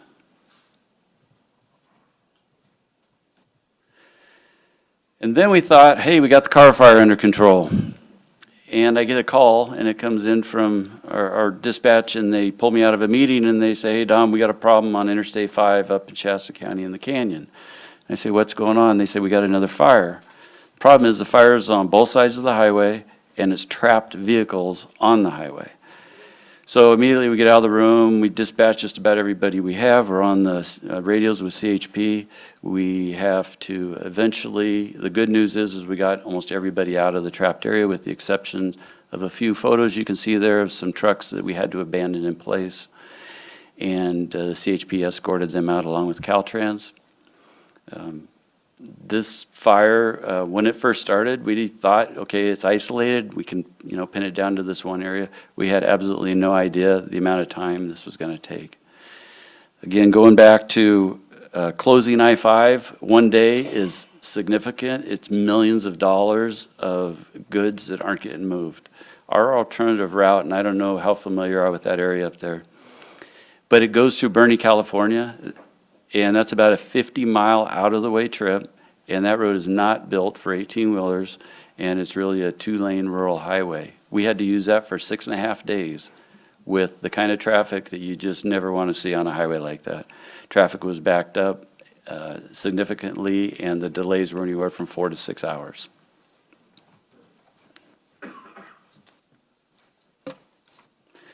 Again, a little more on the Delta fire. Again, a picture being worth 1,000 words. This is one of the trucks that had to be abandoned on the side of the roadway. In the left corner is when it initially started, and fortunately maintenance was able to provide me some photos here. And as it burnt down, and as you can see at the bottom, is basically a pile of ash and what looks like a pile of aluminum of what was left of the truck. And again, these shots I took on my iPhone while I was in the traffic management center, and we were watching the fire come at one of our TMS elements, or our ITS elements. And you could see the fire just running just about as fast as anybody could move out there. So It was kind of disheartening. You can see in the bottom left, it was taking over one of our structures, which we did have to have investigated, make sure we weren't losing bridge joints. We had several signs that burnt up, and again, literally hundreds and thousands of feet of guardrail. And I'll say it over and over again, the amount of trees we lost was just phenomenal. So going to fire recovery, this was just a staging area where they were bringing in the logs from the areas they were harvesting the trees. You can see where they're mulching them up. We use the mulch to help with some of the erosion control. Jumping into what we know is going to come, and we're going to continue our efforts with the director's order and putting up, whether it's the debris nets or culvert risers, because we know the ash, we know the debris, we know all that's coming down, so it's just a matter of getting ready for it, getting our maintenance forces ready for it. We're trying to plan to have easy access to each of these locations so that our maintenance force can get in there and clean them out as those debris do come down. When you burn 230,000 acres, these drainage basins are significant, and we've had damage assessment teams walk each one of them and come up with what they think is the best alternative. A little bit of before and after. This is back on Highway 299. You can see how well wood posts hold up in the fire side of the community there. So obviously we replace those now with metal posts. They do hold up better. We have had metal posts burn in fires, but generally they can be reestablished, the plastic parts burn, and we can put it back up fairly quickly. Interesting note, as we were chasing this fire up Highway 299, the contractor was out there putting in 1,000 feet of guardrail a day, chasing that fire, and that was pretty awesome. And again, just, I think the photo on the right is something I wanted to show because of the conditions all our employees were working in. You see that smoke, and honestly, that I can remember days you couldn't see that far. So the contractors, our employees, they're working in this, even though we provide them all the respiration stuff we can. It's just a horrible place to be working, but they stepped up and did a great job. Again, just another in-section treatment. Thought, throw a photo in here, just how devastating the fire can be. If you look in the background, just the hillsides and the trees that are just gone. Here were some innovative ideas. One of our inspectors that had been out there on this job for a while, they walked the drainage basins and they determined that there wasn't a significant amount of large debris. A lot of it was going to be sediment. So they built these log check dams. They made up themselves. They used the wood that was in the area, and they provided access so maintenance could get in there on a regular basis, hopefully when it's storming, and allow for them to be cleaned out. And we'll see how it goes. We know if we get that gully washer during the winter, we're going to do what we can. We're going to stage our people everywhere, but we'll just see how it goes. Okay, back to Interstate 5 on tree removal, and this is kind of hard to see, but if you look way up on the hillside, you can kind of see a line where we took out all the hazard trees. Hazard trees, as you know, are defined as trees that if they do fall over, they have the opportunity or the ability to reach the highway and affect traffic. So we get out there, remove those trees as quickly as we can, because you never know when they're going to fall. Here's a section where the trees were removed, and it's prior to any erosion control measures that'll be done. When they are done, this hill will probably be painted green. It'll have wattles up and down it, and we'll pretty much try to do everything we can in order to get the erosion under control. So ultimately, where are we at? We put in for a lot of director's orders on these. Right now, our planned expenditures are around $23.3 million. We've replaced over 50,000 lineal feet of guardrail. We've removed over 22,000 trees, 70,000 lineal feet of fencing, or right-of-way fencing. We replaced 300 signs. I say that, but not all the signs are done yet. They're still being ordered. We fixed or replaced almost 100 culverts. Several of our culverts in that area had liners. If they did, some of them got burnt out, so they had to be replaced. Many of those cases, because of the debris flow, if they were shallow enough, we went ahead and just replaced the culverts. We placed over 450 acres of erosion control. We did have one CHP scale house that took a lot of damage, so we're planning on replacing that and working with the CHP. We did have several ITS systems, our cameras, and mainly our cabinets that go with those cameras that got fire damage, and we lost electrical to those. And then about 150 drainage systems that are going to receive debris nets or major debris collectors, sediment traps, inlet risers or whatnot, in order for us to do the best fight we can this winter, because if it comes, we're just going to have to do everything we can, be ready for it. So with that, I'm be happy to answer any questions you may have. You have a question, Commissioner Gometti? Well, I'd like to congratulate you. I think you guys did a hell of a job in short order and very creative. The trees that you removed, I think there were 22,000 trees. I know you used some of them very creatively to form little check dams, et cetera, to block the debris. What happens to the rest of those trees? Are they harvestable? Yeah, there's, and it depends on the right-of-way. In several cases, we're there by prescriptive rights, so right-of-way is very involved. We may be removing trees that are, they're within our right-of-way, but we don't own them. So we work with the property owners, and we sometimes deck those logs, but a lot of times we mulch them up and we use them for further erosion control. If you'll notice, most of those are conifer trees. Once they're scorched and burnt, they have to come down. If they're oak trees, we get an arborister out there to see if they think they're going to survive. Are they used for lumber at all? There's potential, yeah. I did see lots of logging trucks coming out of there with scorched timber, so I'm sure they can use that for merchantable timber. It just depends on how quick they get in there and whether somebody wants to take the time to make it merchantable. And I believe we've had some rainstorms up in that area. Is some of the vegetation starting to restore itself? It's been pretty minimal. Yeah, you see some of that, but it's more up in some of the hillsides. We haven't seen any runoff to this extent. But I would say that little bit of rain probably helped with air quality more than anything. Anyway, congratulations. Thank you. And I would like to add one more thing if I could. Sure. It's when the district runs into just a catastrophe like this, and literally when we evacuated, and I was in evacuation, we opened up our emergency management center in District 2. I'd like 8 of the people that were working that were evacuated from their homes for over 8 days, and they elected to come to work.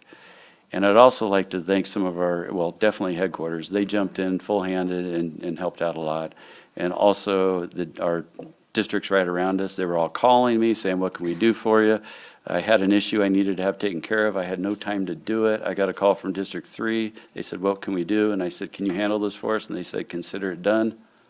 So they just took care of it. I never had to worry about it again. So, it's nice to have those kind of contacts and people calling you, and when you're really in the middle of what we could say a real fight at that point. Thank you. Chair Frazier. Again, thank you for, job well done. Could you share with us the collaboration and partnership with the CHP with the detour over that period of time, and your recollection, what kind of manpower they supplied that would take initially from enforcement to provide this, because of this catastrophe over to another route? Okay, now let me use I-5 as an example, because that's the one where we start getting the calls from the legislature and everybody saying, why isn't this open? CHP is just a fabulous partner for us. They come on board, initially we're out there with CHP, we're closing down lanes, people don't quite understand why, we try to explain it to them. And then we all meet and we get together with whoever's managing the fire, the incident command, and we meet on a daily basis, which is what they call the cooperators meeting, and everybody airs out their issues. I would say, 99% of the time the CHP and us are on the same page. My goal is to get the highway open. So in order to do that, I have to have crews in there, I have to have them doing their work, even if there's fire suppression going on. We don't do it if we think there's danger, but at one point we had 40 miles of highway closed just because of the nature of evacuations going on. But the fire was really only in about a 2-mile area along the highway. So that gave us the opportunity to get in there and get the guardrails fixed and trees falling and whatnot. And when we're there by ourselves, it's a little different, it's a little hairy sometimes. Having CHP there as a partner, having them help us man the closures, doing the radio spots, doing the television spots, explaining to people what their options are and their alternatives are. Just a huge effort. And I would like to say that the folks that I had direct contact with and that I met with CHP were fabulous, and just couldn't get along with them better, had some great ideas, and were our partners all the way through. Thank you. And did I miss the part about what you estimated the cost to be for both of these fires that you're? Yeah, right now we're looking at about $23 to $24 million, and you know, I'm holding that back a little bit, waiting to see what the winter brings us. We do have those director's orders open, and we'll probably utilize those a bit on trying to fight the winter storms as they come and the flooding. Because I've been through this before a few times, and we've lost pieces of highway, and I really don't want to lose a piece of highway. So Yeah, we're going to have people staged. Highway 3 that time. Yes. Yeah. So, one more question. Is any of this recoverable from the federal government? Or are we absolutely on that? Yes, yeah, almost all of this is recoverable from the federal government. Everything was declared a disaster, so we will be going after that. Okay. Make sure you drill vents.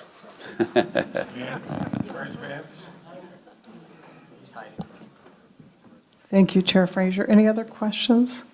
Well, thank you so much. I think those, oh, I'm sorry.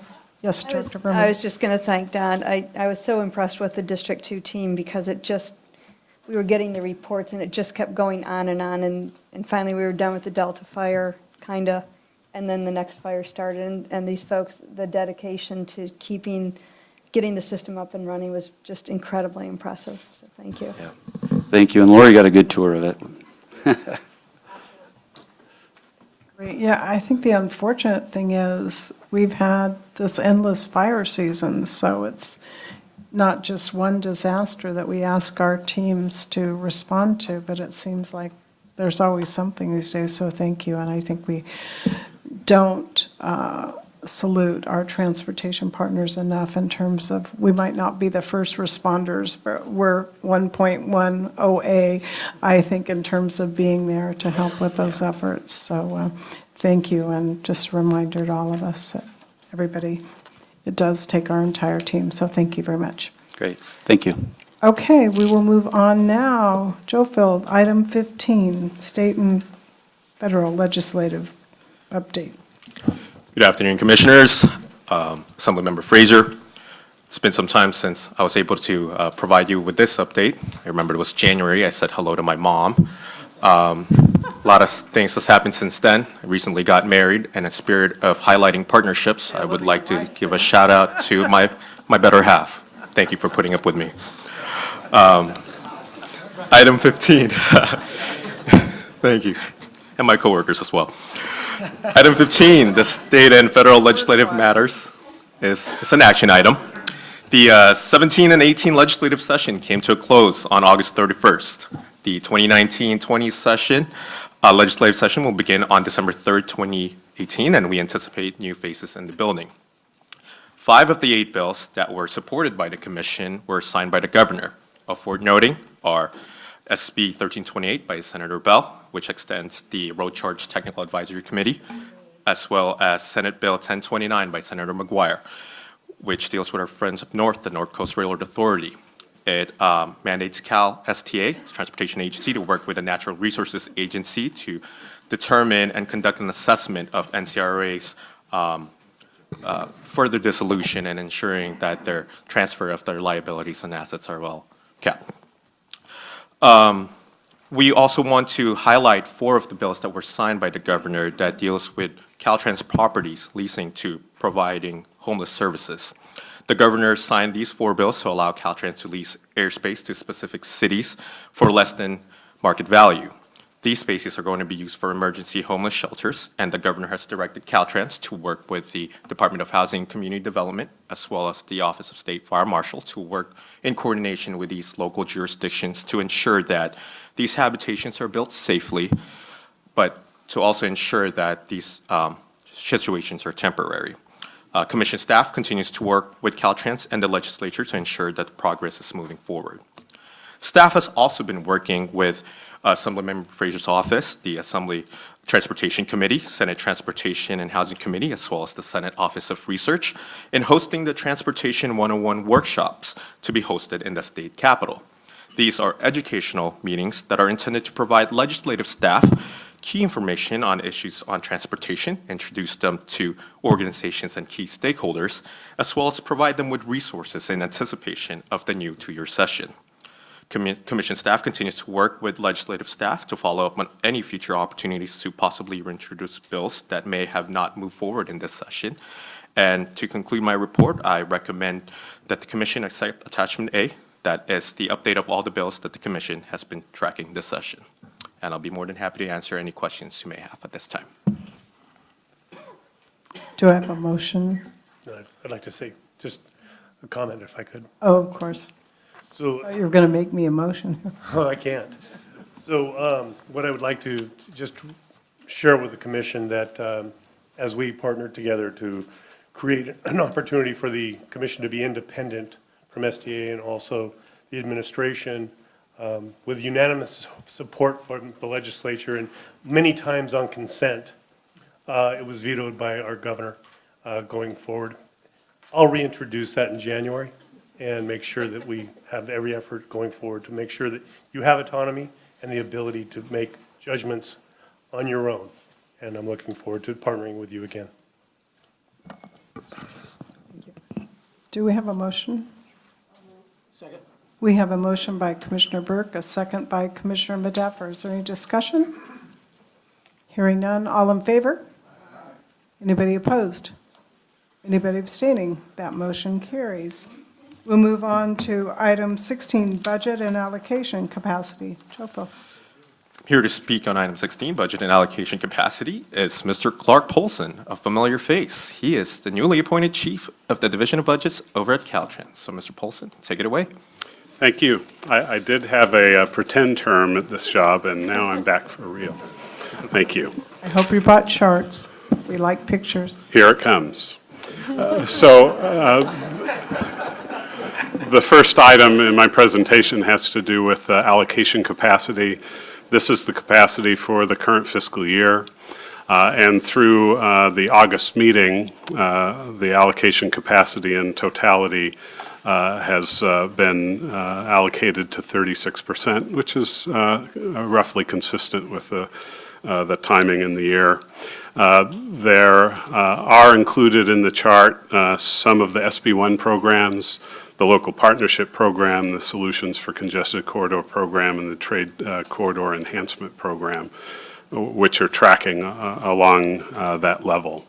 One brief comment as it relates to the Transit Intercity Rail Capital Program is that we have increased the capacity for that program at this point by $76 million. We did a rather exhaustive evaluation of the revenue from the greenhouse gas program and identified revenue that had not been reflected in the capacity, so that's been added at this point. I wanted to also give you an update on G12 allocations for this quarter. As you recall, the G12 process is a delegation granted by the Commission to Caltrans for SHOP and STIP projects specifically where there are increases or decreases to a certain extent for the budgets of those projects. Often this has to do with the changes that occur between the estimate and the time of contract award. And so in the first quarter, as this chart displays, the SHOP had 27 million in increases through this process and 39 million in decreases for a net of 12 million in decreases. In the STIP program, there was only one project involved with a $561,000 increase. And so this is just a reporting on what Caltrans has done with your delegated authority.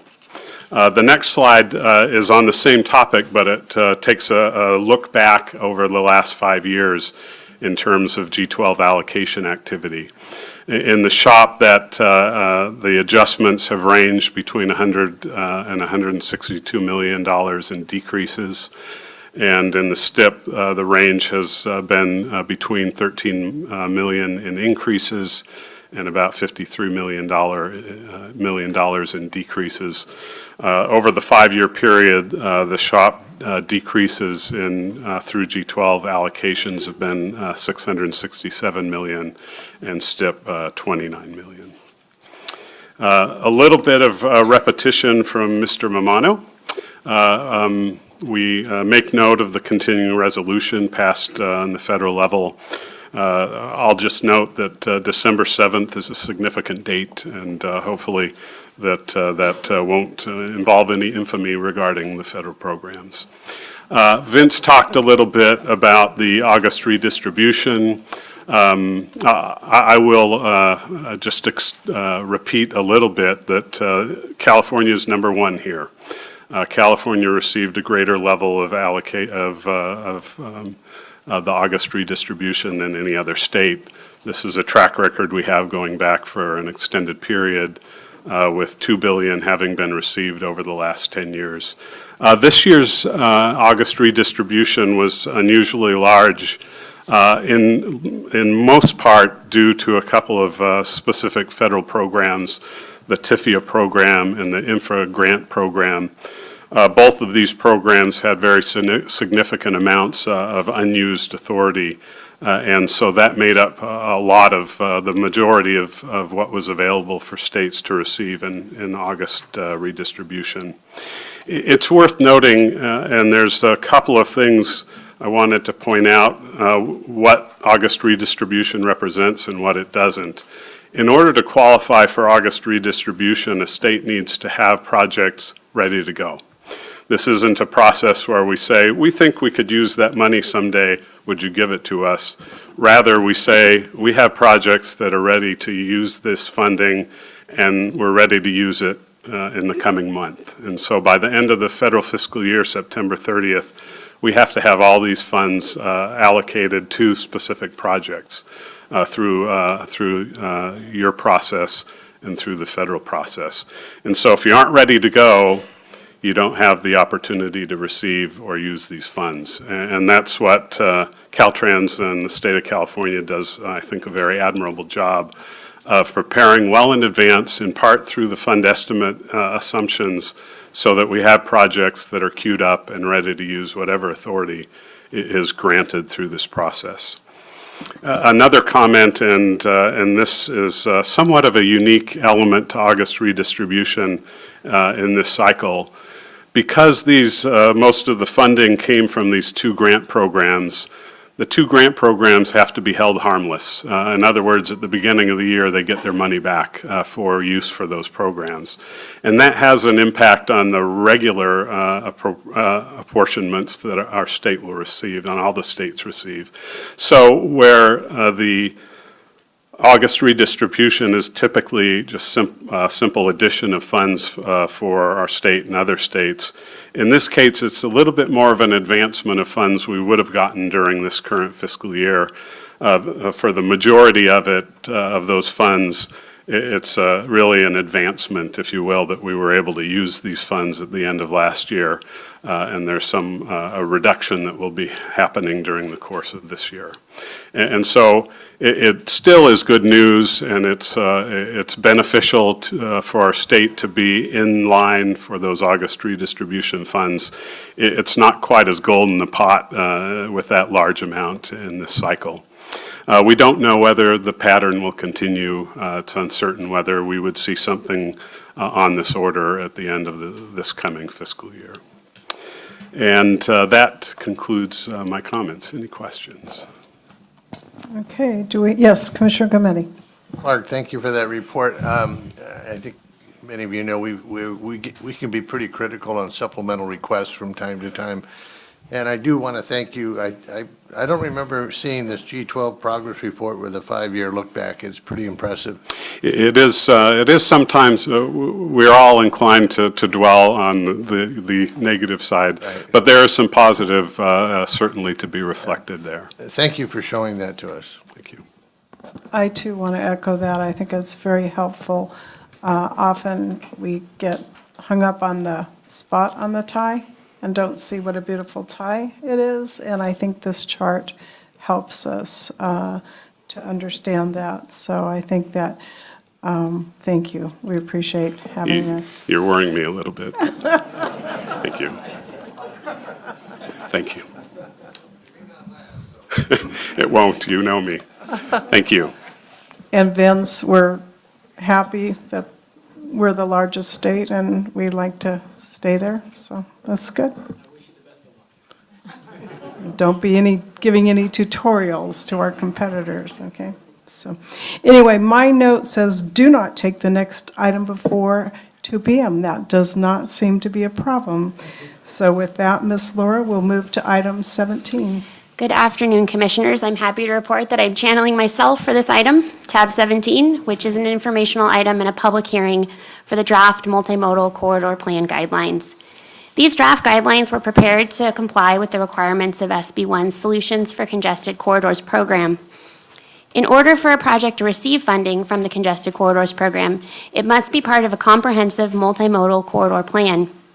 The purpose of the corridor plan guidelines is to provide guidance for program applicants by outlining what is statutorily required for plans that agencies use to seek program funding for a project that has been identified in a plan.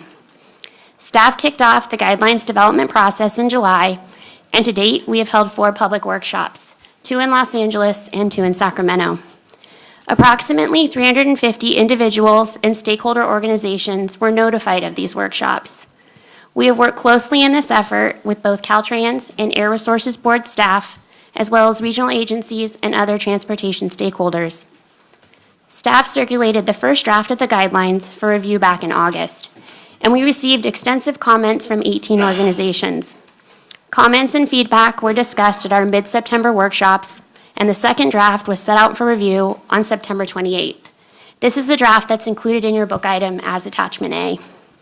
Comments on this second draft were due on October 15th. To date, we have received comments from about 25 organizations. All comments received are being posted on our website, and hard copies of any formal letters that we had submitted by the date of this meeting have been provided to you today. Staff will take the written comments received on the second draft, as well as any testimony provided at the public hearing today, and work with stakeholders to finalize the draft guidelines for a final public hearing and proposed adoption at the December 5th Commission meeting in Riverside. I also wanted to note that Caltrans is currently in the process of updating their statewide corridor planning guidebook, which provides direction to Caltrans district staff in the preparation of corridor plans that are specific to the state highway system.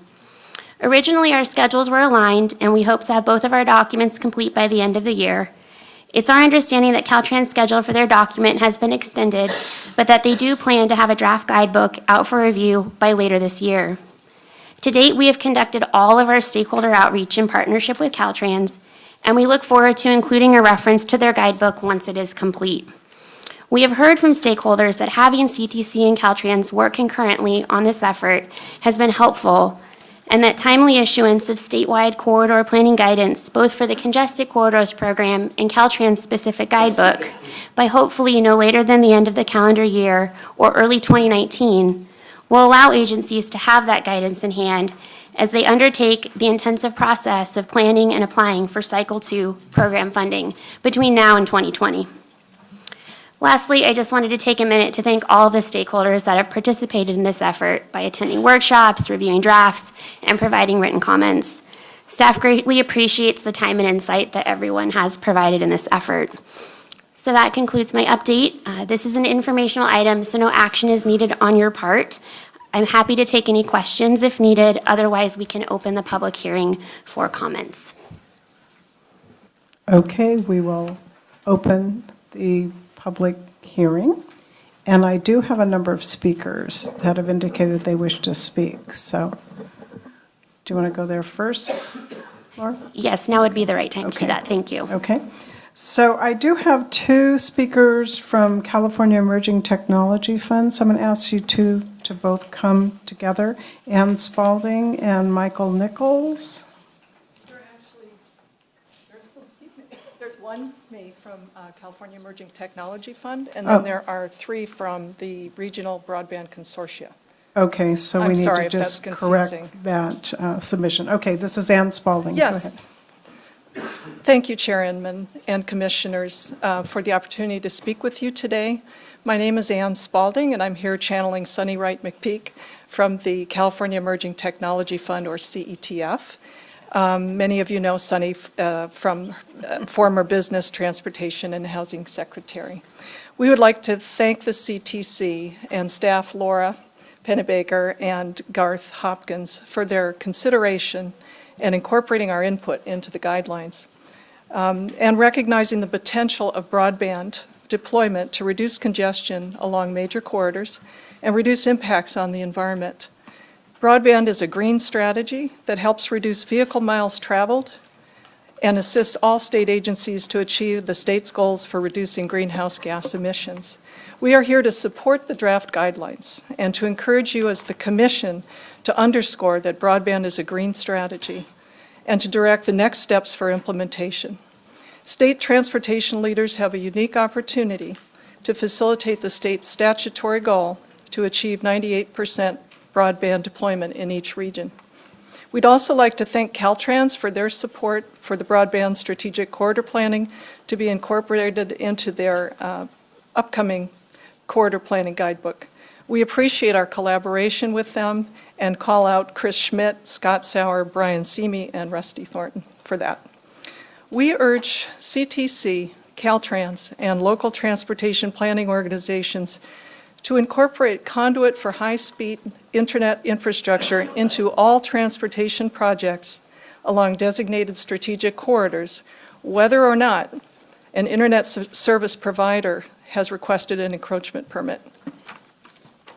In our comments on your guidelines, we made a request that CTC and Caltrans work with the California Broadband Council, the CPUC, and other state agencies to convene a stakeholder meeting with broadband and transportation stakeholders to identify these corridors for broadband deployment and to determine conduit specs. We are pleased that the meeting was held on September 27th and was very productive. The stakeholder meeting summary report is the first item in your packet. It documents the commitment of state agencies to continue to work together on the concept of broadband strategic corridors. Fairgrounds were discussed during that meeting, since many of them are near regional broadband corridors and are often used for disaster response and communication. They require higher broadband capacity and serve as an example of the importance of broadband planning for these strategic corridors. One of the next steps that we identified in the stakeholder meeting was that the state broadband regional consortium members identify and recommend strategic broadband corridors statewide. The consortia have prepared a list and a map of these proposed broadband corridors, and they're in the back of your packet. Speakers from the broadband consortia will discuss these corridors with you and discuss the importance of these corridors to transportation mobility, emergency response, economic vitality, and environmental quality. Moving forward, we'll be working with Caltrans and CalCog to convene meetings with the 12 Caltrans district directors and regional transportation organizations to discuss how to incorporate broadband into transportation projects. We will invite CTC, staff to participate. So thank you again for your consideration of our input, incorporating our comments, and we look forward to working with you. Thank you. Thank you. Okay, we're going to move through our list. I'm going to ask our speakers to be as brief as possible here. So, Michael, since we almost called you forward, go ahead and do you want to come on up here?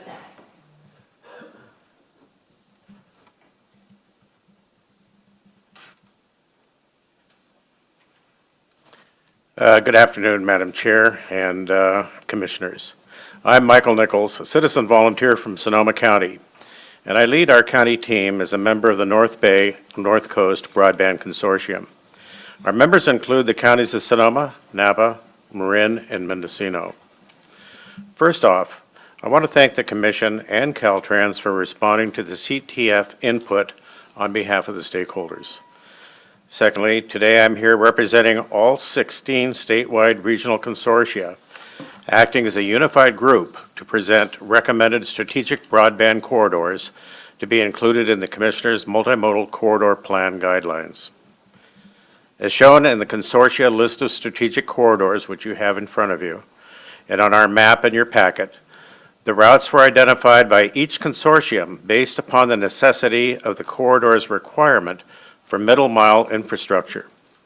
The routes provide, 1, backhaul connectivity from an unserved, underserved community or area, making it possible for providers to effectively serve last-mile users. 2, diverse routes to ensure better redundancy, diversity, and resiliency. 3, deployment to and backhaul from anchor institutions, county fairgrounds, and tribal lands. Permit me to use my consortium and that of Redwood Coast Connect to illustrate the strategic importance of the routes we have selected to reach and serve the north coast of California. The US 101 corridor is critical to ensuring backhaul connectivity for the counties from the Oregon border to the Bay Area. Likewise, the corridor along Highway 1 would provide backhaul connectivity for isolated communities along the coast. And in my county of Sonoma, the corridor traveling east from Highway 1 in Bodega Bay via 116 to Petaluma on Highway 101 is vital to ensure diversity and resiliency. Drilling down to Sonoma County specifics, our 2017 fire disaster caused evacuations from high population density areas and forced people to move into rural areas. This created a broader public awareness of non-metro connectivity issues, but it also allowed people to envision if broadband infrastructure were in place, rural areas could better absorb people and contribute to continued functioning of families and institutions. Longer term, the evacuation illustrated that people can move into parts of the county that were not impacted and continue gainful employment. In testimony before the California legislature, Sonoma County's Director of OES commented the state does not have the authority to mandate networks operated by private telecommunications companies serving the public do not have adequate diversity and resiliency to withstand disasters. The plan to install fiber infrastructure along our State Highway 1 will provide the necessary backhaul and diversity for new as well as existing broadband networks in rural western Sonoma County. In closing, the regional consortia are committed to working as a coalition to interface with all the state agencies to facilitate collaboration. The regional consortia, working as one, are eager to work with CTC and Caltrans moving forward. We support the CTC draft multimodal corridor plan guidelines and respectfully ask the CTC commissioners to direct the next steps for implementation. I want to thank you, and if you have any questions, I'm available to answer them. Thank you. Are there any questions? Thank you very much for your time. Hearing none, I'm going to queue up our next 3 speakers, if I might. Eduardo Gonzalez, followed by Robin Kroc, and Adrian Cardoza, in that order.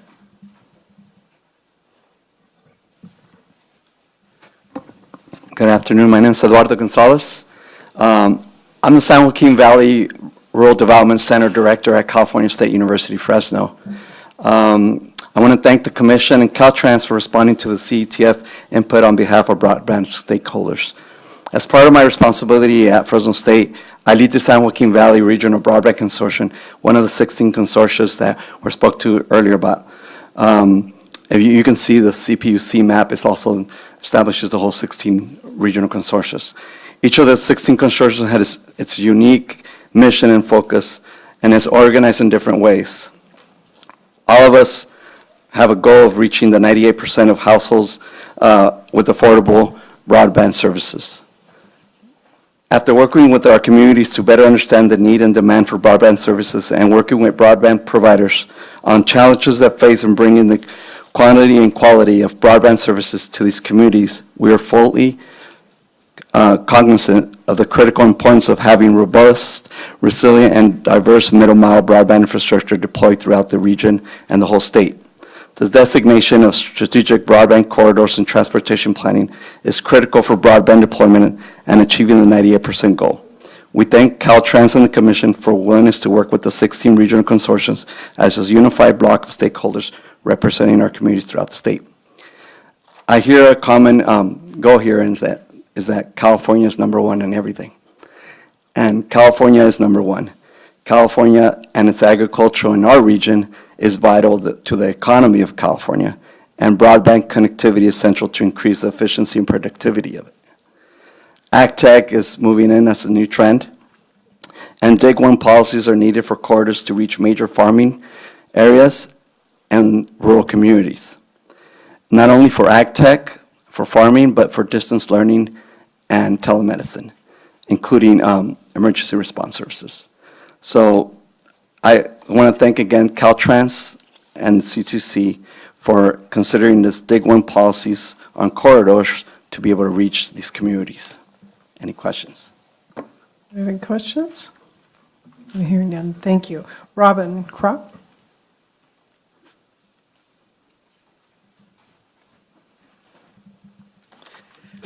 Thank you, and in an effort to be brief, I'm going to skip a lot of the formalities and thank yous and all of those. I'm Robin Krock, I'm with Valley Vision, and we facilitate the Capital Connected Broadband Consortium, which is the Sacramento County, Yolo County, Sutter, and Yuba County region. I want to talk to you a little bit about kind of the economic impact the broadband can have, and so the importance of it. Before I do that, I'm going to throw out a couple of facts that are going to seem totally unrelated, but there's a method to my madness, so just bear with me. The first one is that in our state, agriculture is a $150 billion economic driver across the state. That includes farm gate value and the related economic activity. The second one, this is the one piece not economically related, is that 1 acre of land that's developed for urban use emits 58 times the amount of greenhouse gases that 1 acre of ag land emits. So for a variety of reasons, and actually that 58 number, there are other numbers that people have come up with, that was the lowest one. There are a lot of reasons to keep land in agriculture. And I'm really glad that there's so much support for our rural communities here. I've been hearing a lot of good stuff about supporting the rural communities. In order to keep land in agriculture, ag has to stay economically viable, and our rural communities have to stay livable. In order to do that, they need broadband. Ag has to have access to ag technology in order to stay competitive. The U.S. Secretary of Agriculture, Sonny Perdue, has said that one of our the biggest challenge for ag, for the future of ag in the U.S., is access to broadband. And that's very true in California as well. They have to have access to the ag technologies that help them reduce inputs, and especially water, that help them do the business of farming. There are so many stories about farmers who have to fill out their state and federally mandated forms by going to Starbucks because they don't have broadband access at their home or in their office.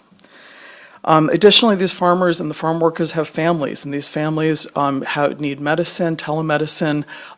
There's a big future for telemedicine if people have access to broadband.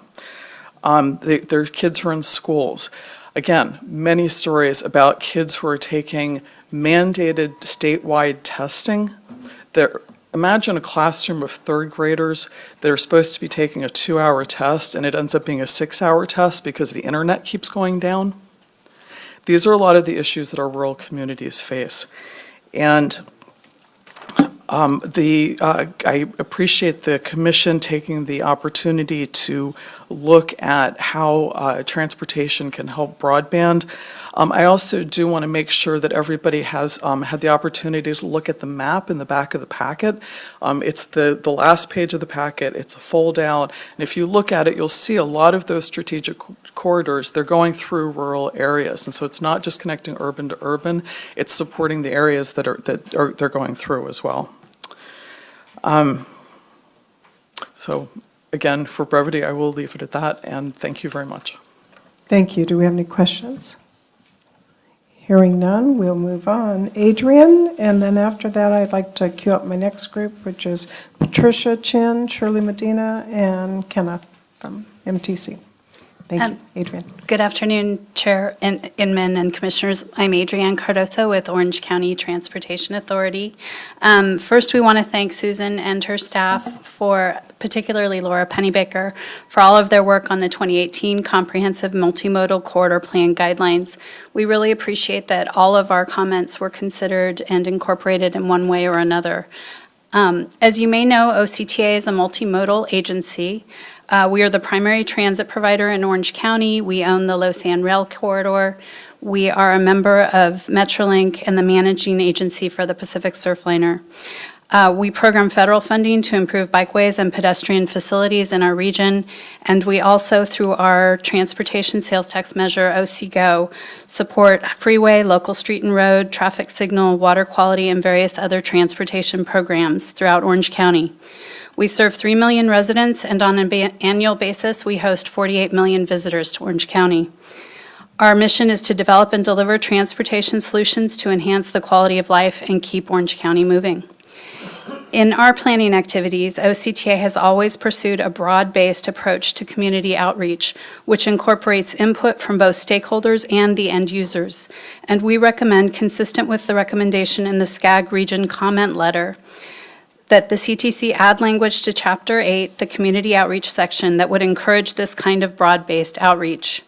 The guidelines currently offer direction to communicate with key stakeholders and community leaders, but today's social media and other communication outlets offer a unique opportunity to gather information and opinions directly from the user, ultimately benefiting from the projects that are being developed through these plans. As an example, for OCTA's 2018 Long-Range Transportation Plan, which is a 20-year visioning document for transportation in our area, we received almost 15,000 responses from online and quantitative surveys. Almost 1,000 callers participated in our telephone town hall for at least 5 minutes each. We also received online comment cards. We held a social media campaign, 7 pop-up events, a video art and photo contest, public open houses. Based on our experience in engaging the public, OCTA is very supportive of the SCAG region's request to incorporate language into the guidelines that encourages this kind of broad-based end-user feedback, in addition to the outreach already suggested to bring in stakeholders and community leaders. That concludes my comments. Thank you for allowing me the time to speak. Thank you. Do we have any questions for Adrienne? Hearing none, we'll move on. Patricia, welcome back. We know you miss presenting to us every month, so you're over here. Thank you for the opportunity, Chair Inman, Commissioners, Assemblyman, Secretary, and Director. The Solutions to Congested Corridors is a great program, and the CTC is doing a great job with the program and the new draft plan guidelines.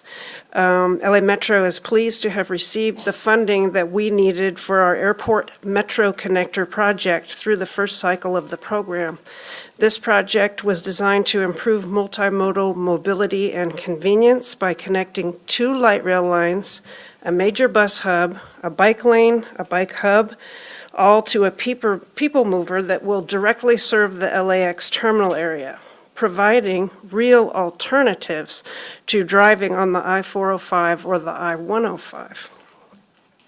Driving anywhere in that area is extremely congested right now for many reasons.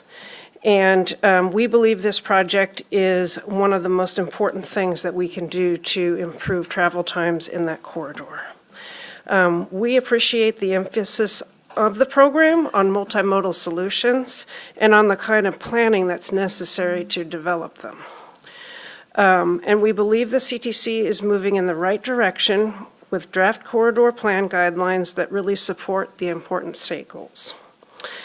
We do see that induced demand is referred to in 2 places in the second draft, and we agree that when assessing congestion relief measures, induced demand can be part of the picture. Anytime travel times are reduced, there will be a temptation for other drivers to use up the new capacity. With any project type, even if the capacity was created by shifting trips to transit. So if moving people into transit could lead to induced demand, And transit is one of the modes that is favored in state goals and the program, thankfully so.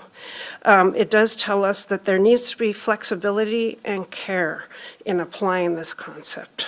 Therefore, our comments would be that there should be flexibility in these guidelines to allow plans to carefully navigate among these issues and suss out the project types and situations where it's truly applicable. So in other words, to add as applicable where it's been added to section 9.3.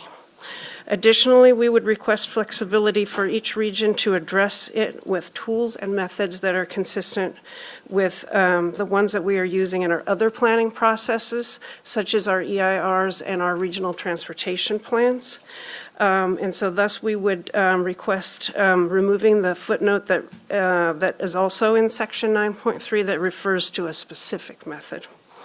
Congestion is a complex problem with a lot of different causes and a variety of different possible solutions. And it is important for regional planning agencies to have the flexibility to work within the guidelines in a manner that's appropriate and effective for as many different situations and solutions as possible. We would like to make sure the guidelines support planning for projects like the airport metro connector, as well as the many other types of effective congestion solutions that we and other regions hope to bring forward in coming cycles of the program. Thank you. Thank you, Patricia. Do we have any questions for Patricia?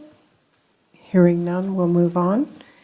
And so next, on behalf of Commissioner Tavallone, who wasn't able to be here today, we're going to welcome Riverside County and Shirley. Wow. I didn't expect that. Good afternoon, Chair Inman That was and really a Commissioners. shout out to our beloved Commissioner Tavallone, too. Yes, I'm sure he'd appreciate it. I want to express RCTC's appreciation to the CTC staff for their efforts in developing guidelines consistent with statute, holding multiple workshops throughout the state, and having an open and transparent process. The Solutions for Congested Corridors program is a very important program that specifically focuses on congestion relief. And we thank Assemblyman Frazier for having that specific category or program, among all the others. The guidelines acknowledge that there is no one-size-fits-all, so that regions have the flexibility to determine plans that include the best projects for relieving congestion. Multimodal corridor planning is not a new concept for regions, as we do this for our regional transportation plans and sustainability community strategy, countywide long-range plans, and especially voter-approved project expenditure plans. All of these plans involve extensive public outreach and involvement and undergo traffic impact and air quality analysis as appropriate for planning purposes. We look forward to developing comprehensive multimodal corridor plans for a more coordinated approach to address congestion issues at the corridor level. And we appreciate the fact that the 91 Corridor Implementation Program was specifically mentioned in the guidelines as an example of multimodal corridor planning. We also look forward to the added benefit the plan will bring in seeking other funding opportunities at the state and federal levels. Thank you. Thank you, Shirley. Do we have any questions? Hearing none, we will welcome to the podium Kenneth Cow. Good afternoon, Commissioners. Kenneth Cow with the Metropolitan Transportation Commission. I just wanted to add in my thanks to Commission staff, Laura and Garth, for their work on the guidelines workshops and the process. MTC generally is supportive of the guidelines and the flexibility that they afford, and we look forward to providing more formal comments after this meeting over the next few weeks. So thank you very much. Do we have any questions for Kenneth? Hearing none, that's the end of the speaker requests that we have. Are there any other public comments? Last call. Laura, back to you. Thank you, Commissioners. So staff will take the written comments that we have received and that we may continue to receive in the coming weeks, as well as the testimony provided today. We will work with stakeholders to finalize the draft guidelines and bring forward a final draft for your consideration in December. Thank you. Thank you. Any questions or anything? Okay, I'm going to make an executive decision here and recommend we move to the bio break. So with that, we are going to break. Oh, I'm sorry, Commissioner Van Kennijenberg, were you going to comment before we do that? I was going to thank Laura for being very responsive to some email comments and questions that I had, and just ask a big picture question, if I could. So all of the planning agencies do lots of planning and do lots of studies. Do you foresee these agencies to meet the requirements of these corridor studies being able to reuse a lot of the studies that they're already doing, or will they be doing a lot of new studies to meet the requirements of these multimodal corridor plans? Thank you, Commissioner, for the question. So I think it will be a little of both. I think that what we have heard from agencies is that they have some current, maybe modal specific plans and studies. And what we have tried to do is to provide a couple options for cycle 2. So allowing an agency to take maybe some existing planning efforts that could undergo an integrated analysis and that could then be brought forward as sort of a hybrid plan for cycle 2. We also envision that there will be a number of agencies that will be undergoing new planning efforts as well. So I think we want to give folks the opportunity to take good planning work that's already been done, bring it up to speed with the requirements of the guidelines, and utilize that in cycle 2, as well as move forward with new planning efforts. Does that answer your question? Is that good? Okay. I just want to remind everybody what we heard early today in our welcoming remarks.